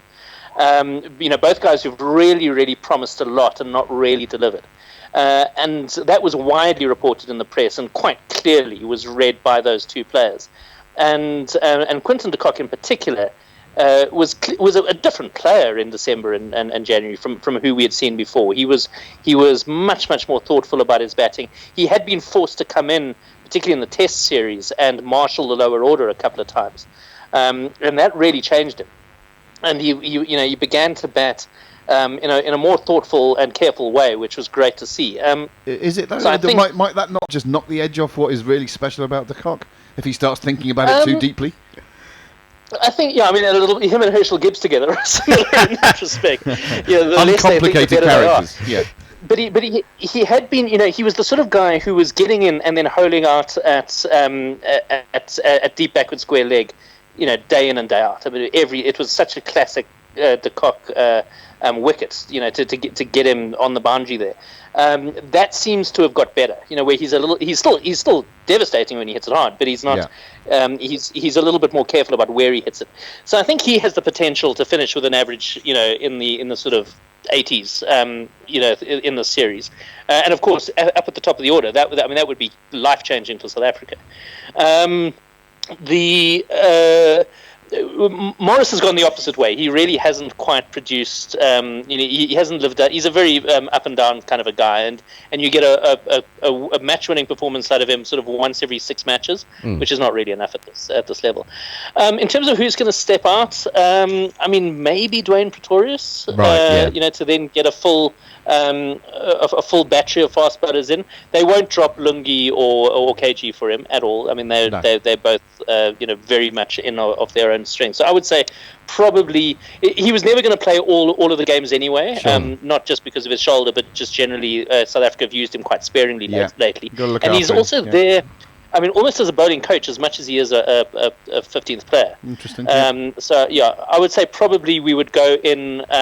We would take a bit of a hit on the batting, and put him in as an extra bowler, particularly on a pitch where we think the fast bowlers are going to be aided. Yeah. Then I think we'll just back our top 6 to be able to get the runs. So I think that would probably be the plan there. Just on a wider subject, I suppose, really, is you're talking about Rassie coming through and one or two of these players who've looked very good. I mean, is there a constant fear now in South Africa that these guys, if they show promise, that they're going to be grabbed on a coal pack and that's the last you'll see of them? I mean, if you think of the South African team you could have had at one point, it must be quite galling to see this happen. Yeah, I mean, it's something that is spoken about and joked about a lot here. And I know CSA in particular were really, really irritated by Dwan Olivier. But that's I mean, he had been in sort of around the edges of the team for a very, very long time, and he's a bit of a one-trick pony when it comes to his bowling. I mean, he needs to be running in on a South African pitch that aids him and really just smacking it in and terrifying the batsman. And he's one of those guys who can get wickets out of fear. But I didn't really see him having a substantial future. He had to rely on injuries to Dale Steyn and Lungi Ngidi and Heinrich Nokia to be able to get his chance. So he wasn't even our second choice fast bowler. As it is, he had a wonderful, wonderful December. I have heard quotes from guys on the edge of the team. Oh, we seem to have lost you, Simon. I think he's dropped off. Bear from the next room. We've lost our man in South Africa. We've lost our link, I'm afraid. Some interesting points being made there, Hendo, wasn't there, by Simon? I found it very interesting talking about what Smith said about De Kock's batting and De Kock coming back a more thoughtful. Well, it is interesting because every time I've seen De Kock mentioned by people who know him reasonably well, we've kind of been fed this notion that he's not the brightest spark, and the notion of him actually being uncomplicated, as you said at the time. And I think to some extent, as a cricketer or a sportsman of any sort, it actually helps to be uncomplicated. Yes. If you overthink things, I mean, obviously you have to think these days, especially as a bowler in this form of the game, you have to think about, am I going to bowl him a slow ball? What sort of slow ball am I going to bowl him? So there is a lot of thought that goes into it. But I certainly think as a batsman, you want to think less, don't you? You want to be as instinctive as possible. You want to have a free mind. I mean, certain players are students, certain batsmen are students of the game and thrive on that level of thinking. Other players, and I suspect De Kock is one of these, it's kind of see ball, hit ball territory. I think Jason Roy is sort of in that category, although he's very intense as a character as well. Yeah. So I think it's whatever works for you, isn't it? I always thought that Ian Bell was an interesting combination of those characteristics, because he, with the best will in the world, quite an uncomplicated character, I think, but he also was quite tortured on occasion. I think he did let things get to him from the outside. from the exterior, to affect his performance. So it's an unfortunate combination. But I would suggest that de Kock's best way would be to keep it simple. Well, yeah, and also I think when you play cricket, when you're not thinking too much about it, you actually play better. I mean, even at whatever level you play, but you have to be aware that you can't always play on instinct, because you have now got bowlers who are doing all sorts of different things with the ball. So when you see a ball that you think is going to be a half volley and you're aiming for your lovely drive through cover, you'll suddenly find that it's come from the knuckle, and it's slow and it's not quite there, and so you have to wait. And if you play by instinct, you won't wait. Batting is one of those things that is a combination of set techniques and instinct. I mean, if you're facing a 90-mile-per-hour delivery, then there has to be a portion of your response to that is instinct. You can get in the right position, you can give your body the options to play different types of shot, but ultimately that last split second is always a bit instinctive, and I think the top players understand that. I'm just wondering, go with it. Just hearing some bells boinging in the background. I'm just wondering if we've got Simon back or not. Hello, Simon. No, we've lost him today. But anyway, it's been great fun, because it looks like we're just about to start the South Africa reply. I shall swap seats with Grubby in a moment. But it was great fun talking to Simon. We are doing a simulcast with Guerrilla Cricket South Africa, and those games that we aren't covering, that's us, Guerrilla Cricket Original, here in Sydenham, you will find that they are covering. So, for example, on Sunday, we're not covering the game between Bangladesh and South Africa. They've got it all to themselves on Sunday. So if you want to listen to Guerrilla Cricket on Sunday, it is to Guerrilla Cricket South Africa that you must go. Jolly good. Well, I'll leave you in the capable hands of not Fred Titmus, who has levered himself into the jingle chair. Nestle Boy's going to the tweet seat, and Nigel Hendo Henderson will be back in the central missionary position very shortly. Yeah, and the players are out. The England doing some catching practice, a little bit more focused than the team I play for before we go out on a Sunday. Fairly desultory, lobbing the ball around and then not bothering to get it when somebody doesn't catch it. Lobbing being the operative word. Lobbing, yes. Lobbing. Oh, we've got some South African batsmen coming out to bat. They're chasing 312 to win against England, and it's Quinton de Kock and Hashim Amla. That potentially a devastating opening partnership, and we shall jingle up the men who are about to take part. At the start of his innings, look at who's coming in. Oh my God, look at that. I don't know where do I begin. Got no hair on his head, just it's all on his chin. Oh, Hashim Amla! And he is partnered by... There is nothing remotely funny about the name Kock. It is, in fact, the name of a city in Poland, which has been recognized... That's a different one.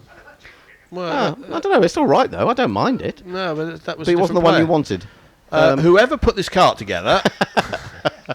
NM Pandy. Have you found it yet? No, but that's the one that's there, and it shouldn't be. Oh, well, never mind. Anyway. It's wrongly labelled. Oh, anyway, de Kock and Amla have come out, and the next voice you will hear will be Nigel Henderson. It is indeed Hashim Amla. He's played 172 innings. He's nearly got 8,000 runs in one-day international cricket. He averages a smidgen, a mere nuts wing short of 50 in this form of the game. And he will be there with the 26-year-old Quinton de Kock, who is improving all the time. He has an average of 45 and a half, 1400s, 2150s already in 106 matches, I think it is. And initially, whoever's going to face the first ball will be receiving from this man. Give me a minute. I'm How doing something many else. minutes do you want? Well, we're just So getting professional. Quinton de Kock. Okay, this chat. Okay. I'll get a start. He's on Instagram, and he's a Twitter fan. On the Ashes tour, not Ben Stokes, but he'll have to do. He's got two slips. Quinton de Kock goes back and already looks fluent, flicking that gloriously into the onside, although it is stopped by the man at mid-wicket. But there was a certain flamboyance in that shot. It looked as if he's in very confident mood. And, well, I, for one, expect South Africa to chase these down. What about you, Fred? I'd